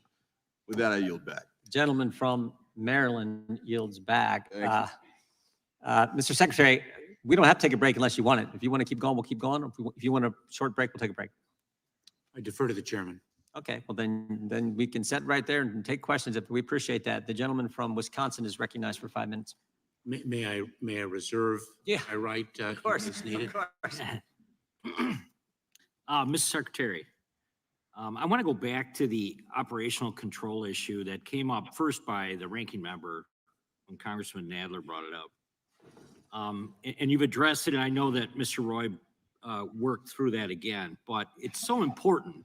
And I think it's such a source of frustration because every time you turn on a TV, there is this imagery that continues, which is people coming across the border. And whether I was in McAllen or in San Diego sector, or wherever I was, when you talk to Border Patrol or you talk to your employees, Homeland Security, none of them say, yeah, everything is going well, and there is certainly an operational control in place. So even by the definition, which you brought up a couple times, the Secure Fence Act, I don't think anybody asked you again today directly, do you believe that we have operational control at the border right now? Under the statutory definition. Right, under the statutory definition, do we have it? Under the statutory definition, Congressman, not a single individual can cross the border if one has operational control. Last year, approximately 1.7 million people crossed the border. We provide that information to Congress on a monthly basis. Under that definition, no administration has had operational control. What we do is ensure that the resources that we have are deployed most effectively to gain the greatest amount of control that we can. And I will tell you that the greatest resource that we have are the men and women of the Department of Homeland Right, Security. but what I think I just heard you say was, right now, I heard about the previous administrations. You know, you already established, I guess, that there was not operational control. So right now, we do not have operational control of the border. Is it, can you tell me that right now Under this committee? Under the definition of the Secure Fence Act, Right. we do not, and no administration has, because that means that not a single individual crosses the border. Okay, so we established that we do not have operational control right now. Under the definition of the Secure Fence Act. All right, so let me ask you a couple other questions, because I think there's certainly, I think, we're acquiring numbers right now that I think are changing the dynamic of where we're at. Are unlawful entries between the ports of entry down right now, do you believe? Or are they being measured differently than they had been prior to Title 42? Prior to Title 42, the numbers are down, Congressman. And that is a function of the approach that we have taken to expand lawful pathways and then deliver consequences for individuals who do not avail themselves of those pathways. You're So simply was just that letting number more only people in. migrants stopped by Border Patrol agents? Is that the number that you're focused on? Or is it a number of individuals beyond those that even have contact with Border Patrol? When we speak of, for example, the 2 weeks, let's just pick a period of time, the 2 weeks immediately preceding the end of Title 42 on May 12th. When we take those 2 weeks and we compare the numbers that we are experiencing now, we include not only the apprehensions in between the ports of entry, Congressman, but we also include individuals who are entering through the ports of entry using one of the critical lawful pathways that we include. Found inadmissible at any ports of entry. Categorical parole, illegal aliens would also be part of that group. Is that not accurate? And then finally, gotaways. So there's three categories of individuals as well. We don't, our parole authority, which is a discretionary authority codified in statute in the Immigration and Nationality Act, is a discretionary authority that we employ on a case-by-case basis. What we do is we define categories of individuals who can access that, but we make the parole decisions on a case-by-case basis. And then, so the actual total, these are the numbers that have been presented. 294,000 or 9,500 roughly a day right now are coming across. So do you think at any point that number is being padded? I don't know how else to describe it. Maybe that's not the best term, but it's changed significantly than the way things were being counted prior to Title 42. Congressman, we don't pad numbers. We provide numbers. We act in the Department of Homeland Security with integrity and honor. I yield back. Gentleman yields back. Gentlelady from Texas is recognized. Mr. Secretary, thank you for your honorable and selfless public service to our nation. As the only representative on this committee who was born, raised, and has lived on the border her entire life, I can say with absolute certainty that if we want to blame anyone for our broken immigration system, we should blame Congress. Those who yell the loudest about this issue in Congress need to take a long, good look in the mirror. For 37 years, Congress has failed to address our country's need for comprehensive immigration reform. Instead, we have followed the Republican playbook, which focuses on immigration solely as a border issue. We've spent hundreds of billions of dollars securing the border, and it has been an expensive failure. And amidst an historic hemispheric refugee crisis, coupled with congressional inaction, the situation has only grown more challenging. The longer we wait to pass comprehensive immigration reform, the more challenging this issue will become. But it doesn't have to be this way.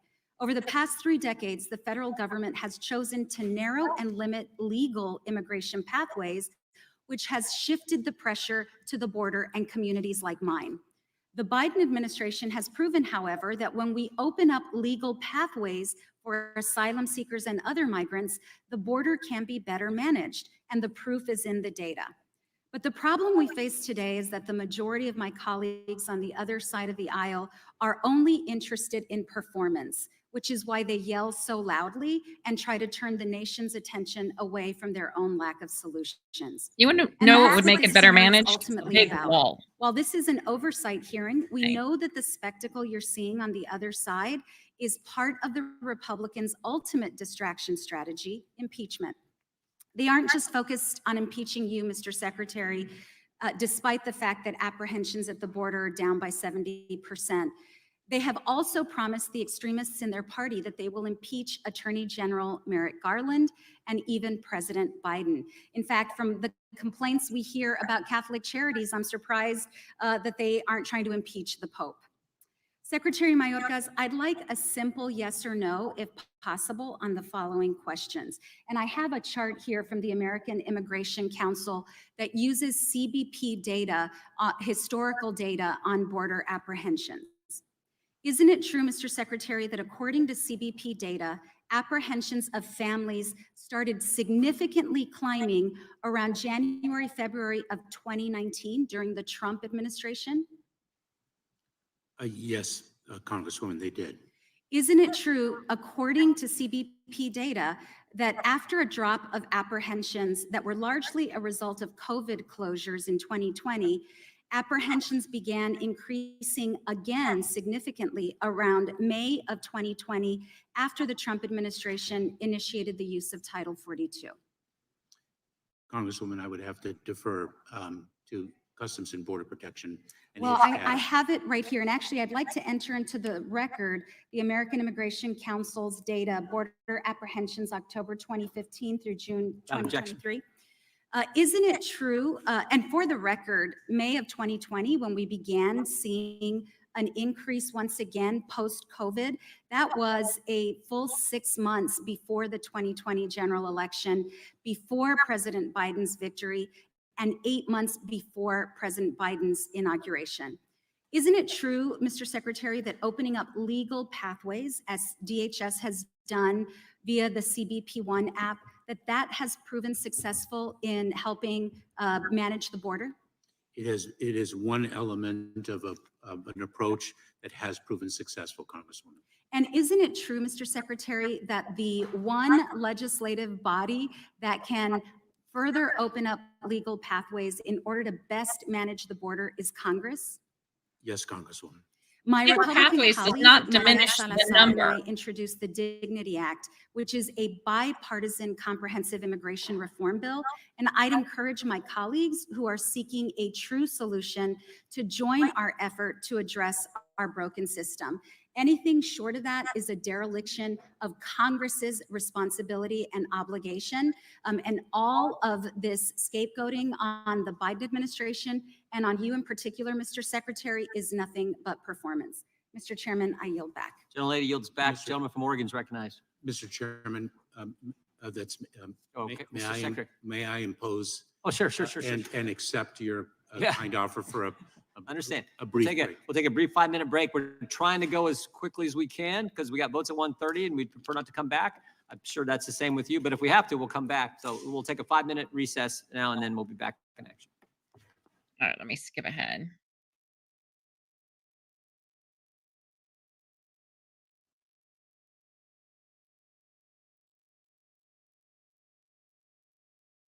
Most of whom probably don't qualify for asylum.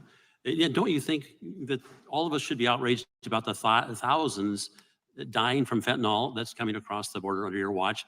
And don't you think that we should be outraged about cartels moving into American cities on this side of the border under your watch? And don't you think we should be outraged about the billions of dollars the cartels are raising from the most unfortunate and vulnerable from Central America and other places under your watch? And don't you think we should be outraged about the hundreds dying in the desert? I mean, yeah, it's hard to argue, I think, that we're manufacturing outrage when we look at these incredible, sad things happening under your watch. Now, I want to go to how we can fix perhaps some of that which you've been talking about for the last couple of hours. Because you said earlier in response to a question from Congressman Issa that the USA is not, quote, alone in some of its infirmities in its immigration system. I'm just quoting from you. I scribbled it down quickly. Infirmities in our immigration system. Give us a couple. I'm sorry.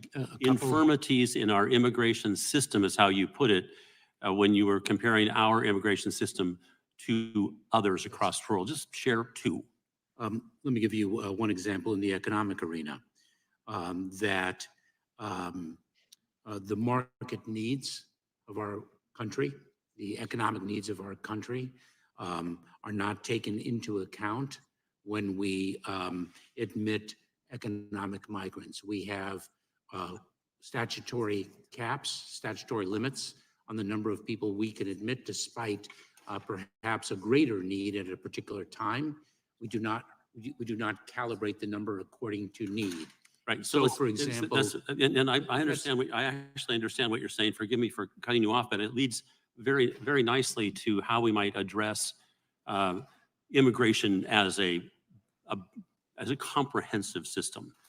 And don't you think that politically, at least, a secure border is an essential prerequisite to any comprehensive solution? Because what you were just starting to talk about was one of the adjustments we might make to our visa systems. And by the way, I'm enthusiastic about trying to improve those visa systems. But I'll tell you this much, if I go back home to all of my constituents, as I'm going to be doing this Friday, and I'm going to be talking to them on Monday at a Chamber of Commerce meeting, guess what? They're outraged about the things I mentioned earlier. And they're not going to want to listen to me talk about the details that you just suggested. And so tell me, what can we do? Those infirmities, do they include anything when it comes to fixing the border so it works better? yes. Tell me. So for example, Congressman, and one of the measures that we have taken to address this infirmity is to issue a regulation that empowers our asylum officers to make the ultimate asylum adjudication and shrink the time in between an encounter at the border and the ultimate asylum adjudication. That duration now, historically, has been 6+ years. Thank you That is for your an thoughts on that. infirmity. Thank you for your thoughts on that. And I'd like to follow up with you on it, if you would. I'm serious. Share with me your thinking on that issue. Is it correct, as we heard, I've been to the border 3 times, and the folks down there suggest that the cartels are extracting between $3,000 and $5,000, maybe more, per person that presents illegally at the border. Is that true? Yes, Congressman. And so that would mean as the millions of people come in, we can multiply that times 4 or $5,000. Is that correct? Congressman, that is correct, which is precisely why one of our efforts is to cut the smugglers out of the equation because of the profits they make, because of their ruthlessness, because of their criminality. And so, and forgive me for cutting you off, but I agreed to yield the balance of my time to the chair, Mr. I appreciate the gentleman yielding. Mr. Secretary, is the number of people removed into adjudication? Objection, Mr. Chairman. This isn't Mr. Bentz's time. That's right. It was yielded to Mr. Bentz. I know, but I thought we could get away with it because it was an important question. Mr. Chairman, you can have the next person yield. Mr. Chairman, We're going to do that. Yeah. All right. Gentleman yields back. Chair now recognizes the gentlelady from North Carolina. Thank you, Mr. Chairman, and that was not done with any ill will. It No, was just out of I knew that from the get-go. Yes. Mr. Secretary, I know it's been a long day already. I want you to know that I'm here today to use my 5 minutes in support of a group of 250,000 plus young people in our country who are referred to as the documented dreamers. They're a too often forgotten population of talented young adults who are American in every way except on paper. And as I'm sure you're aware, since we've talked about them a few times, the documented dreamers are dependent children of long-term employment visa holders who are brought to the United States with documentation when their parents move here to work. And often these children come to the United States when they're still babies, but because they were not born here, they don't have citizenship or a real path to citizenship before they become 21. And while many of these young adults are in line for green cards with their parents, the backlog at USCIS is so long that they often face a decades-long wait. As a result, they risk having to self-deport when they turn 21 and age out of their dependent visas if they cannot find another status to stay in the United States. Maybe the wait wouldn't be so long if they weren't I have letting all a these other people in. bipartisan, bicameral bill to provide these children and young adults with a pathway to permanent residency protections for aging out of the immigration system. And I'm working hard to get that through the House and Senate. We got it through in 2 different forms last Congress through the House. However, today I want to hear about what your department is doing to protect these deserving young people and enable them to stay here. We've educated them using our tax dollars which their parents pay. They often self-deport to countries that compete with us at age 21 after having a few years of college. And so I'll get into at least one of my questions. In a 2014 decision on whether the Child Status Protection Act requires priority date for retention for children who have aged out of their visa, the Supreme Court deferred to agency interpretation of CSPA, which does not provide for a priority date retention for most individuals who turn 21 while waiting for green cards sought by their parents. However, Justice Kagan, writing for the plurality, emphasized that CSPA permits, not that it requires, this narrow interpretation of the statute that USCIS currently holds. Allowing documented dreamers to retain their original priority date and keep their place in line after they age out of their dependent visas could significantly improve the lives of this population. Why has USCIS not adopted a priority date retention for these individuals, given that the Supreme Court determined that the agency possesses this authority? Congresswoman, I will consult with the Director of U.S. Citizenship and Immigration Services and get back to you. I'm not familiar with that precise issue. Okay. I only have about a minute left. So when I met with the documented dreamers, which I do quite frequently because they have learned how to petition the government for redress of their grievances, I am struck by the love of the country, of this country, and their eagerness to contribute to all of our welfare. And their stories are some of the most compelling that I've heard during my time in Congress. Does your department have any plans to protect these deserving young adults who have done everything right, been here legally, and are losing their ability to live in this country through no fault of their own? Congresswoman, I share your concern for these individuals who have indeed contributed so much to this country and who know no other country but this one. I can assure you I will follow up with vigilance on the questions that you have posed and respond as promptly as possible. Thank you, Mr. Secretary. Thank you, Mr. Chairman, and I yield back. I mean, I feel for these kids a little bit, but that's also no different than every other Chair, country. yield my time to you. I thank the gentleman. Mr. Secretary, is the number greater than 0? Can you tell us that? The number of people who've been encountered on the border, over the 2 million number, encountered on the border, put in removal proceedings, adjudicated, and then removed. Is that number greater than 0? Yes. Is it greater than 100? Yes. Greater than 1,000? Congressman, Mr. Chairman, forgive me. Mr. Chairman, as I have stated before, the data that you wish to have, we will provide to you as promptly as possible. What I don't want to do is misspeak when it comes to data. I do not. And I can appreciate that, but we have a history where we've asked questions before in a hearing. You told us the same thing and you don't get it back to us. So we're trying to get as much as we can on the record in a public hearing. And you've now told me it's greater than 100, but you don't know if it's greater than 1,000 out of the 2-point-something million who've come to the country, been encountered and put in removal proceedings. So we know it's greater than 100. You say you're going to get back with us, but the history has been not too good on your part in getting us those answers. Mr. Chairman, of course, it's more than 1,000. But what I want to assure you of, because is quite it more frankly, than 100,000? Because quite frankly, Mr. Chairman, we have been cooperative with this No, you committee. haven't. We have provided you with documents. We have provided you with data. I can have keep made putting up the briefings. redacted documents, but Yeah. you have not. I would yield back to the gentleman. I appreciate the time, so we can yield to another member. Okay, Mr. Chair, I yield my time to Mr. Johnson from Louisiana. Thank you, Mr. Mayorkas. In answer to my questions earlier today, you defined misinformation and you acknowledged that CISA created in 2021 the Misinformation and Disinformation Committee. On April 27, 2022, you testified in the House Appropriations Committee that your department created then another agency or another subdivision, the Disinformation Governance Board, and you said under oath it was to combat misinformation ahead of the 2022 elections.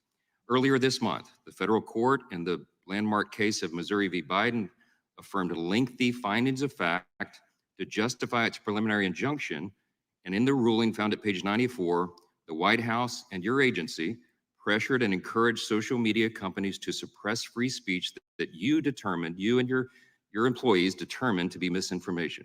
However, a couple of hours ago, when I asked you about this, you said under oath, we don't do that.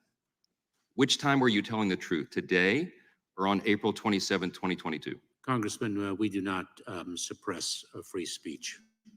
Did you or anyone working for you work with the social media companies prior to the 2022 election to pull things off the internet, suppress things off the internet that your folks determined to be false or misinformation? Not to my knowledge, Congressman. So you had no idea what the Misinformation and Disinformation Committee was doing during that period? Congressman, I have answered that question previously. Let me assure you that we safeguard the First Amendment rights of individuals.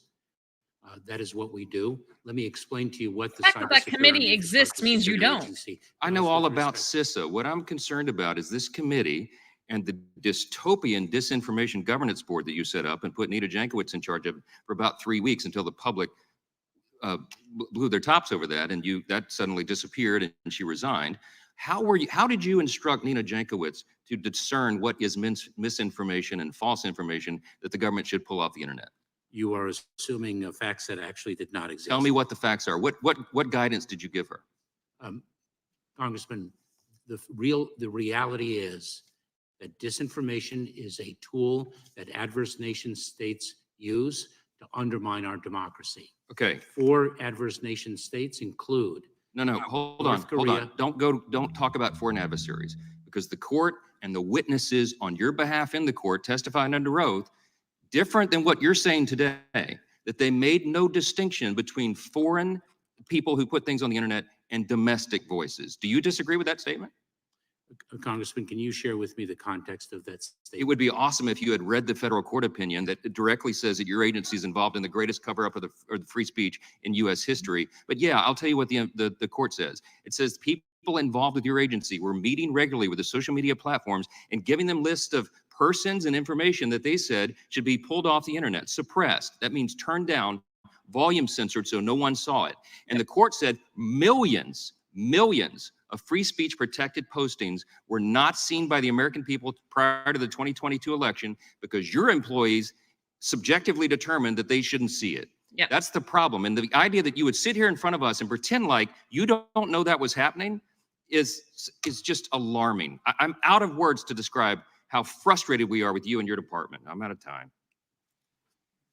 Gentleman from Oregon yields back. The gentlelady from Georgia. Thank you, Mr. Chair, and good afternoon, Secretary Mayorkas. It's a pleasure to have you with us today. Thank you so much for your time. We appreciate your patience and your testimony.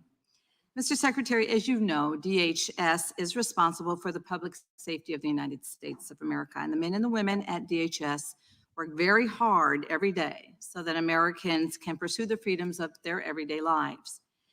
And the mission of DHS is somewhat ubiquitous, be it at airports or disaster sites, that many overlook the fact that much of it is the same federal agency. In addition to these crucial areas, DHS has also been active in combating America's gun violence epidemic, which of course I am extremely invested in. It's an issue that is very important to me, as many other survivors around the country as well. Studies have shown that between 70 to 90% of weapons recovered from crime scenes in Mexico can be traced back to the United States of America. With weapons of war commercially available at low levels of individual scrutiny, gun traffickers have been taking immense advantage of our nation's gun laws, which are very lax, to arm drug cartels that also fuel a lot of organized crime. In addition, we have seen that payment for these gun traffickers has at times resulted in opioids that have helped our communities be torn apart as well. DHS has been swiftly, as you have mentioned over and over again today, combating these kind of illicit dealings through its joint efforts with the ATF-led Operation Southbound. Mr. Secretary, DHS has taken a collaborative approach with the ATF-led Operation Southbound. Can you tell us just a little bit more about this operation? I believe a lot of people don't really know that it exists, and DHS's role in it. We'd like to hear about that and the results of this operation. Congressman, one of the concerns that law enforcement has is that the firearms that are in the hands of the transnational criminal organizations to the south of our border are actually emanated from the United States. And we, in the Department of Homeland Security, through our Homeland Security investigations, working in collaboration, as you have noted, with other federal agencies, are conducting operations to interdict the flow of firearms outside from within the United States, external countries, and to prevent them from reaching the hands of criminals. And I would be very pleased, given the law enforcement sensitivity of the operations, to provide you with greater details about how we are accomplishing that objective. Thank you so much. And with weapons of war, such as high-capacity automatic firearms easily available in far greater quantities in the United States than ever before, can you illustrate how these firearms trafficking, how the firearm trafficking contributes to organized crime and gun violence in the United States? Well, the trafficking in the guns themselves is a criminal activity that is a for-profit activity. So when the criminal organizations gain greater profits, they only tragically expand their criminality. In addition, the transnational criminal organizations that receive the weaponry from the United States conduct violent acts that impact individuals who seek to enter the United States, as well as Americans themselves. Thank you. And can you tell us a little bit more about how the export of these weapons of war directly relate to the opioid crisis in our communities in the United States? It is the criminality of these organizations is inextricably intertwined with one another. They conduct their operations by protecting themselves and addressing law enforcement through criminal means, and that includes violent acts. And those violent acts are perpetrated with firearms, and sometimes those firearms originate from the United States. It is a web of criminality, and we are unrelenting in our efforts to disrupt and dismantle every aspect of that criminality. I'm intensely proud of the men and women who dedicate their lives to that effort in the Department of Homeland Security and throughout our law enforcement partner community. Well, thank you so much. We appreciate your dedication and those that serve right along with you in this manner. We really appreciate you. I yield back. Gentleman yields back. Gentleman from Virginia is recognized. Thank you, Mr. Secretary. I have rarely been more gobsmacked by the lack of cooperation and information from a witness than I have by you today. It is truly appalling when you consider that lives are at stake, the lives of children being trafficked across this border, who are being sacrificed on an altar of radical policies being pushed by your department. You know, you talked about it. You threw out a good one-liner in your testimony about child sex trafficking, human smuggling. You know what does immense damage to our efforts to combat human trafficking, sex trafficking, child sex trafficking? A porous border. And your policies have directly led to that porous border, Mr. Secretary. It is ridiculous that I've had to sit here and listen to you and your denials, your deflections, your obfuscations. The mendacity that I am hearing from you is not just appalling to me, it is appalling to my constituents. And I echo the comments from across this country, members who represent people from across this country over the last 2 hours plus, really echoing their constituents and the frustration that they have actually shown and talked to them about. You know, back in April, we had a committee hearing where there was a witness, a whistleblower, who said that the U.S. federal government has essentially become a middleman in a multi-billion-dollar human trafficking operation targeting unaccompanied minors at the southern border. I'm sure that makes you upset. It sure as heck made me upset. But when U.S. Customs and Border Protection encounters 435 unaccompanied minors per day, drug cartels and traffickers exploiting 60% of these children in prostitution, forced labor, and child pornography. To make matters worse, in June, the Biden administration released 344 children to non-related adults in the United States, most of whom already had multiple children in their care. These children are prime targets for traffickers, for sex, or for labor. In fact, a February New York Times article published showing migrants found laboring in violation of child labor laws. Notably, half of U.S. Immigration and Customs Enforcement's most wanted criminals for child trafficking, guess where they come from? Mexico. Imagine that. So when you actually take actions that reduce operational control of the border, these are actions that are taken in contradiction of your official duty to execute the laws enacted by Congress and your oath to support and defend the Constitution. You have abandoned the successful border policies of the previous administration. You've ignored laws requiring detention of certain aliens, reduced detention capacity, ended migrant protection protocols, halted border wall construction, diverted border patrol from law enforcement duties, encouraged en masse illegal immigration with the use of easily exploitable, credible fear processes, illegal expanded parole, reinstated catch and release, and provided illegal aliens valid work permits and public benefits during an economic downturn. You should be ashamed. More so, you should be held accountable. This committee will do just that. And I am committed to making that happen as well. You're With that, saying I'm there's going an to yield echo. my time to the chairman. I appreciate the gentleman yielding. I would yield, well, actually. It's fixed. The next person. Protest is a proud tradition in this country. There Is that any cannot better? be Maybe it was his connectivity microphone. between an ideology and the expression of that ideology through violent means. That is when we get involved to prevent violence. Individuals are free to express their ideologies, whatever we might think of those ideologies. Okay, let me, I have limited time. Let me reclaim my time. Let me go to my next question. So are you aware that Georgia law enforcement officials have used those characterizations to support their charges of domestic terrorism against opponents of Cop City? I am not, Congressman. I can't speak to state activity, state law enforcement. What I can do is speak of what we in the Department of Homeland Security do. Because when we don't call it out, when we don't address it, that's what happens. And I get it.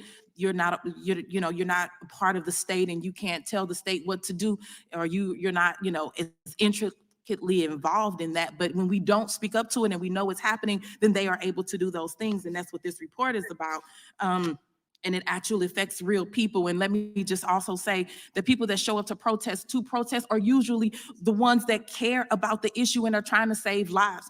folks don't show up to protest usually unless they are sent there, and I know that happens too. But generally, the people that are at the protest, we care. Those folks are showing up because they want to see something done about policing in this community, in this country. They want to stop the fact that every single year we have a rise in police killings and nobody is doing the actual work to fix it. And so by saying, hey, we're going to show up and put our bodies on the line, that and then turning that around to make it as though those are the folks who are violent, those are the folks who are extreme. If you stop the police violence in this community, in this country, then nobody has to show up for a protest. Let me just say that.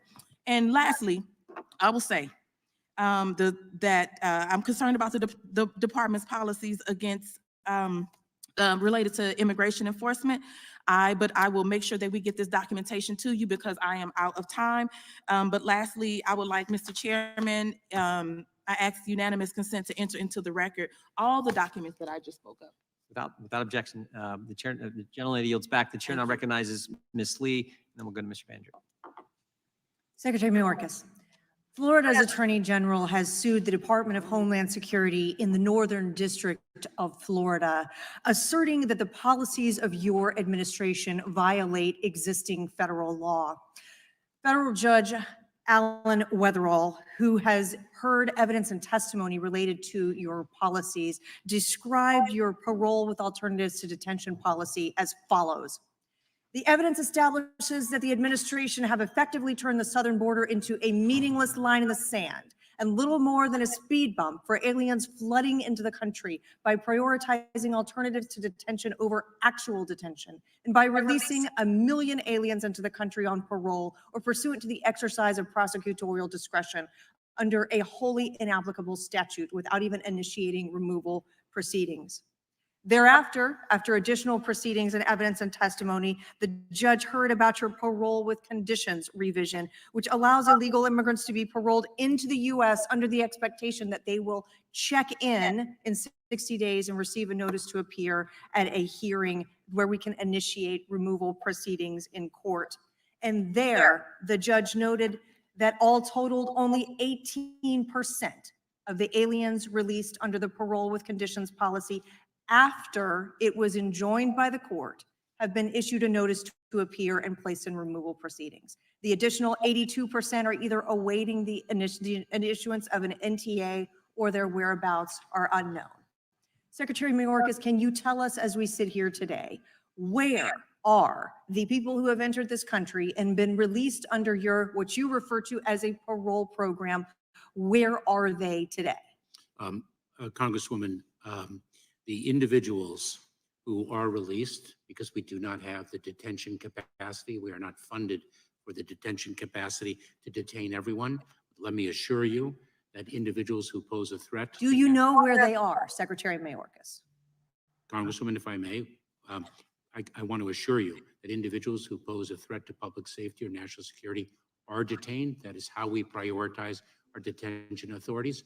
Otherwise, we place individuals who are not such a threat on alternatives to detention. And do you know where those individuals are? Those individuals are. That would be a yes or no, Secretary Mayorkas. And those individuals are And I'll take it that supervised. in this case, you do not. Now, about those who do not show up for failure to appear proceedings, for these notices to come to court, what are the consequences that those individuals face? Those individuals face the consequence of apprehension and removal. Is it not true that it would be necessary to know who they are and where they are in order to actually initiate removal proceedings from the United States? There are those individuals whom we do know where they are, and we do initiate removal proceedings. And if individuals abscond, which is a concern that long predates this administration, Congresswoman, we have had absconders for many, many administrations. We have between 11 and 12 million undocumented people. When those individuals are apprehended, they are also subject to immigration. Secretary Mayorkas, what I will note is this. In addition to it being clear that the department has failed to timely respond to requests for information and data about the policies of this administration and the status of all of these individuals who have been released into our country, it is also clear from reviewing a record of the proceedings in the Florida federal court that the department is failing to comply with orders of that court. And with that, Mr. Chairman, I yield the balance of my time. Would the gentlelady yield to the gentleman from North Carolina? Yes, I will yield the balance of my time to the gentleman from North Carolina. I thank the gentlewoman. And Mr. Mayorkas, you've spoken a lot about lawful pathways you've created. And I think you rely on your parole authority to do that. Is that right? That is one of the methods. Yes, Congressman. What other method besides parole? What other source of authority besides parole? That is the primary Well, method. I know. No, But what's the other one? Then Sure. if it's the primary one. Well, refugee processing is a lawful pathway. Okay. And that's established by statute, the refugee Yes, and program. the parole authority is also codified in statute. It's a discretionary. Right. So here's what it says. It says, Attorney General may, in his discretion, parole into the United States temporarily under such conditions as he may prescribe only on a case-by-case basis for urgent humanitarian reasons or significant public benefit, any alien applying for admission to the United States. And you've spoken today, it was interesting to me, what attracted my attention. You spoke about case-by-case being an individual determination. What is the source of authority that allows you to define categories or classes to then operate, to bring people in and then look at them case by case? Congressman, as I've stated, we exercise that parole authority on a case-by-case basis. But you define these categories or classes. What allows you to do that? What authority do you rely on? That defines the perimeter of individuals who may become eligible for the case-by-case adjudications. Seems in tension to me. Yeah, good point. Gentlelady from Vermont's recognized. Thank you, Mr. Chair. Before I begin, I ask unanimous consent to request to enter into the record DHS data on U.S. Immigration and Customs Enforcement. Without objection. Thank you, Mr. Secretary, for being here. Thank you for your public service. And I'm going to just shift gears a little bit here. As you know, Vermont has recently experienced the worst flooding in our state since the 1920s. Farms, houses, apartments, mobile homes, businesses, and shared community spaces have been devastated, including nearly every single small business in our downtown of our state capital, Montpelier. I've seen the destruction firsthand and can tell you the recovery is going to be long and hard. Related to this, a larger issue I'd like to highlight with my time today is the lack of options for small businesses that cannot take on additional debt to rebuild. SBA loans, of course, are a great help, but they are still loans. And we are a rural state made up primarily of small businesses. Of the 79,000 small businesses in our tiny state, 78% are independent contractors or non-employer businesses. So it is incredibly challenging for these small businesses to rebuild and take on more liabilities. But their presence in these communities is absolutely vital. We are a rural state made up of small cities and towns and villages, all in these little river valleys, which are essentially isolated from each other. And we need the ability to rebuild these small businesses. So I've heard directly from these folks that they're having a really hard time imagining how they will rebuild. FEMA has been incredible. They were on the ground just a few days after the emergency. I was able to tour with FEMA leadership as well as folks from Region 1. We are grateful for that help, but I want to make sure that over the long term, we are committed to working with FEMA and DHS to make sure that we find some long-term solutions for small businesses in particular to fill in this gap in the recovery. Along these lines, Mr. Secretary, what can Congress do to aid DHS and FEMA in continuing to react to natural disasters like this, like the flooding in Vermont, which was supposed to be a 100-year flood cycle, and it happened as recently as 12 years ago. So what can we do to partner with you to be more prepared for these? Thank you very much, Congresswoman. I look forward to partnering with you and other members of the committee to address the challenges that our nation faces. One critical need is, of course, funding for the disaster relief services and assistance that we provide, whether that is financial relief so that businesses and individuals alike can rebuild and recover. We also have critical grant programs that really contribute to the resilience of local communities. That is one very significant way in which we can partner together, and I very much look forward to working with you. Thank you. And just to put a finer point on it, I was speaking with FEMA Administrator Criswell when she came up to Vermont. Is it accurate to say that FEMA's primary funding source, the Disaster Relief Fund, is going to go into the red as soon as August? Is that correct? That is correct, Congresswoman. Can you talk about the importance of DRF funding, especially as we prepare for another hurricane season and these increasingly intense storms that we are bound to see continually as the air warms? The Disaster Relief Fund is the nucleus of our efforts to assist communities in recovering from natural disasters, which are only increasing in frequency and severity. That is the core fund through which we provide such needed relief for communities across this country, whether it's hurricanes, earthquakes, wildfires, flooding, the natural disasters that we are seeing more and more often. Thank you. Just two more questions. Is there a role for the agency in mitigating future disasters? You know, we often move emergency supplementals after the fact. Is there value to more focused funding for pre-disaster work, and what would that look like? Well, one of the takeaways that I had when I visited Mayfield, Kentucky, with Congressman Comer following a devastating tornado, is assisting communities in revising their building codes so that they are ready for the weather that we encounter today and not the weather that we encountered 10 years ago. We really, as a nation, have to reform our infrastructure architecture to be ready for the extreme weather events that we are encountering today and will encounter tomorrow. Thank you. I know I'm just about out of time. I just want to make the final point here is that I think it's going to be important for all of us long-term to think about how FEMA also can be a partner in dealing with the mental health consequences of these disasters, especially as they're happening more frequently. Thank you, Mr. Secretary. Gentlelady yields back. Mr. Secretary, we'll do one more, and then we got to go to votes on the floor, and then we'll come back after that. Mr. Van Drew is recognized for 5 minutes. Thank you, Mr. Chairman. Secretary Mayorkas, we stand here yet again to address a crisis that you've continued to make worse. As Secretary of Homeland Security, the American people have entrusted you with the security of their communities and the security of their nation. You have failed them.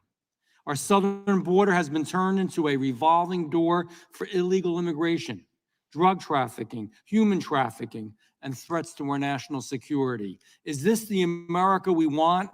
An America where every town is a border town? An America where our communities, infrastructure, and resources are strained under the weight of unchecked illegal immigration? We know the answer. Our constituents know the answer. The answer is no. The reality is that under your leadership, you've created the largest border crisis in the history of the United States of America. A crisis so badly handled that the International Organization, and I want everybody to listen to this, the International Organization for Migration labeled our southwest border as, quote, the deadliest land crossing in the world, end quote. Unbelievable for America. Are you aware of how many illegals have been encountered at our border and how many known gotaways have escaped into America? And I just want the numbers. Congressman, you speak of the Southwest. Sir, I border, just want the numbers. And the challenge of migration that we face. Thank you. I appreciate your answer. It's 5.6 million illegal alien encounters and 1.5 million known gotaways. How about the number of aliens on the terrorist screening database who've been caught? Not the ones who haven't been caught, but the ones who've been caught just in the last 9 months. Do you know that number? I'm very pleased to provide that to you. I do. It's 140. Thank you. How about the number unaccompanied minors processed in FY23? Do you know that number? Similarly, Congressman, I'd be very pleased. I to thank provide. you. I know that number myself. It's 152,000. We have seen a continuous surge of fentanyl coming from China, being distributed by Mexican drug cartels and destroying countless American lives. Are you aware of how many Americans died? How many Americans died in 2021 at the hands of fentanyl? I am aware of those numbers, Congressman. 71,000. 71,000 human souls. These numbers are staggering, and they are a direct result of your actions as secretary, actions that have dismantled effective immigration policies and broken the rule of law. Your lies to Congress and the American people that put American citizens in danger every single day. And in my mind, this makes your actions criminal. All All of this leaves us at a crossroads, a moment in time where our actions will define the future of the United States of America. This is a call to action, a call to restore sanity at our borders and safety in our communities, a call to ensure that every town in America is no longer a border town. In the words of Ronald Reagan, quote, "A nation that cannot control its borders is not a nation," end quote. The time for action is now. Congress cannot stand by. So we arrive at an inevitable conclusion that I do not take lightly. Secretary Mayorkas, you must resign. Will you resign? No, I will not. I am incredibly proud of the work that is performed. I understand. In the Department of Homeland Secretary Mayorkas, if you will not resign, that leaves us with no other option. You should be impeached. And I yield back to the chairman. We will stand in recess, Mr. Secretary, for approximately 30 minutes. So I'd like to get started at 2:10, 2:15. And then we have, I think. Okay, everybody. So we will end it there. They're going to go and do some voting, I think. But kind of crazy, but again, sort of what we thought it was going to be, right? Mayorkas just doing what he does, which is avoiding every question. They're supposed to be starting to, I'm not sure if they're doing a markup for the impeachment on Wednesday or what, but I will keep my eyes out for it and we'll keep you guys up to date. And we will definitely stream that when that happens. So thank you guys so much for hanging in there with me once again. It was a crazy one. I don't know what else to say. I know I keep saying that, but it was a crazy one. They all are crazy, but this was especially like Mike Johnson got fired up. Yeah, SoCal has it exactly right. A bunch of buffoonery. I can't say it better than that. That is perfect. So thank you guys so much for joining me. I am going to be live tomorrow at 9:30 a.m. Eastern. So tomorrow is the beginning of Trump's DC Court of Appeals case, and they're going to be starting oral arguments tomorrow. So we're going to try and see if we can stream that live. I'm not sure if they have video, but I'm almost, well, I know they have at least audio. So we'll see what we can do with that. So hopefully you guys can join me for that. But thank you so much. And I think we just need a Dave Hurley song to take us out of here. What do you guys think? Like after all that buffoonery, as SoCal put it perfectly, I think we need a Dave Hurley song. All right. Thank you guys so much.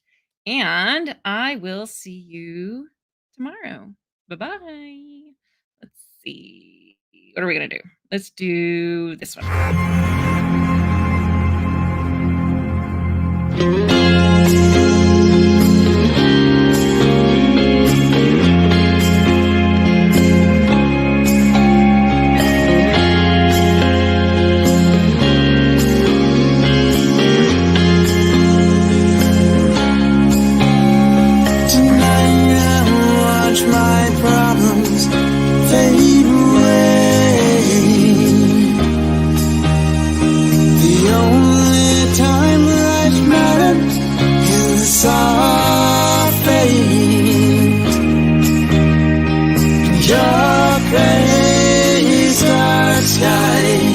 Something's new now behind your eyes.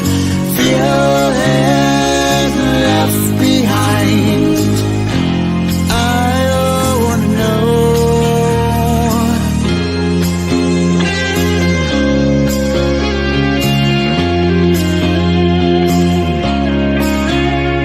Inside the light I'll watch the world play.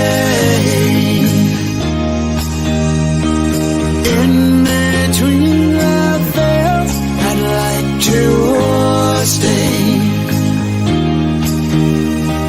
Your crazed dark skies, something's new now behind your eyes. Feeling left behind. I wanna know. I'll tell you that wash my fears away, chase the life I dream, and there'll be much more to show, and I will know the darker side of me. I wanna know. I wanna know. I'll learn it all tonight.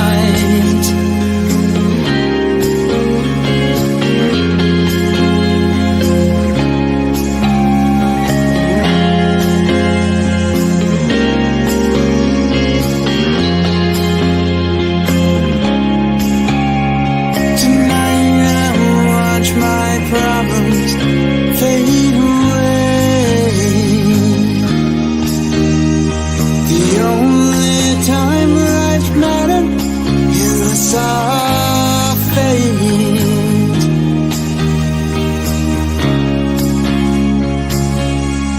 I'll tell you that I need a longer day to wash my fears away, chase the life I dream. There'll be much more to show, and I will never know the darker side of me. I need a longer day to wash my fears away, chase the life I dream. There'll be much more to show, and I will never know the darker side of me.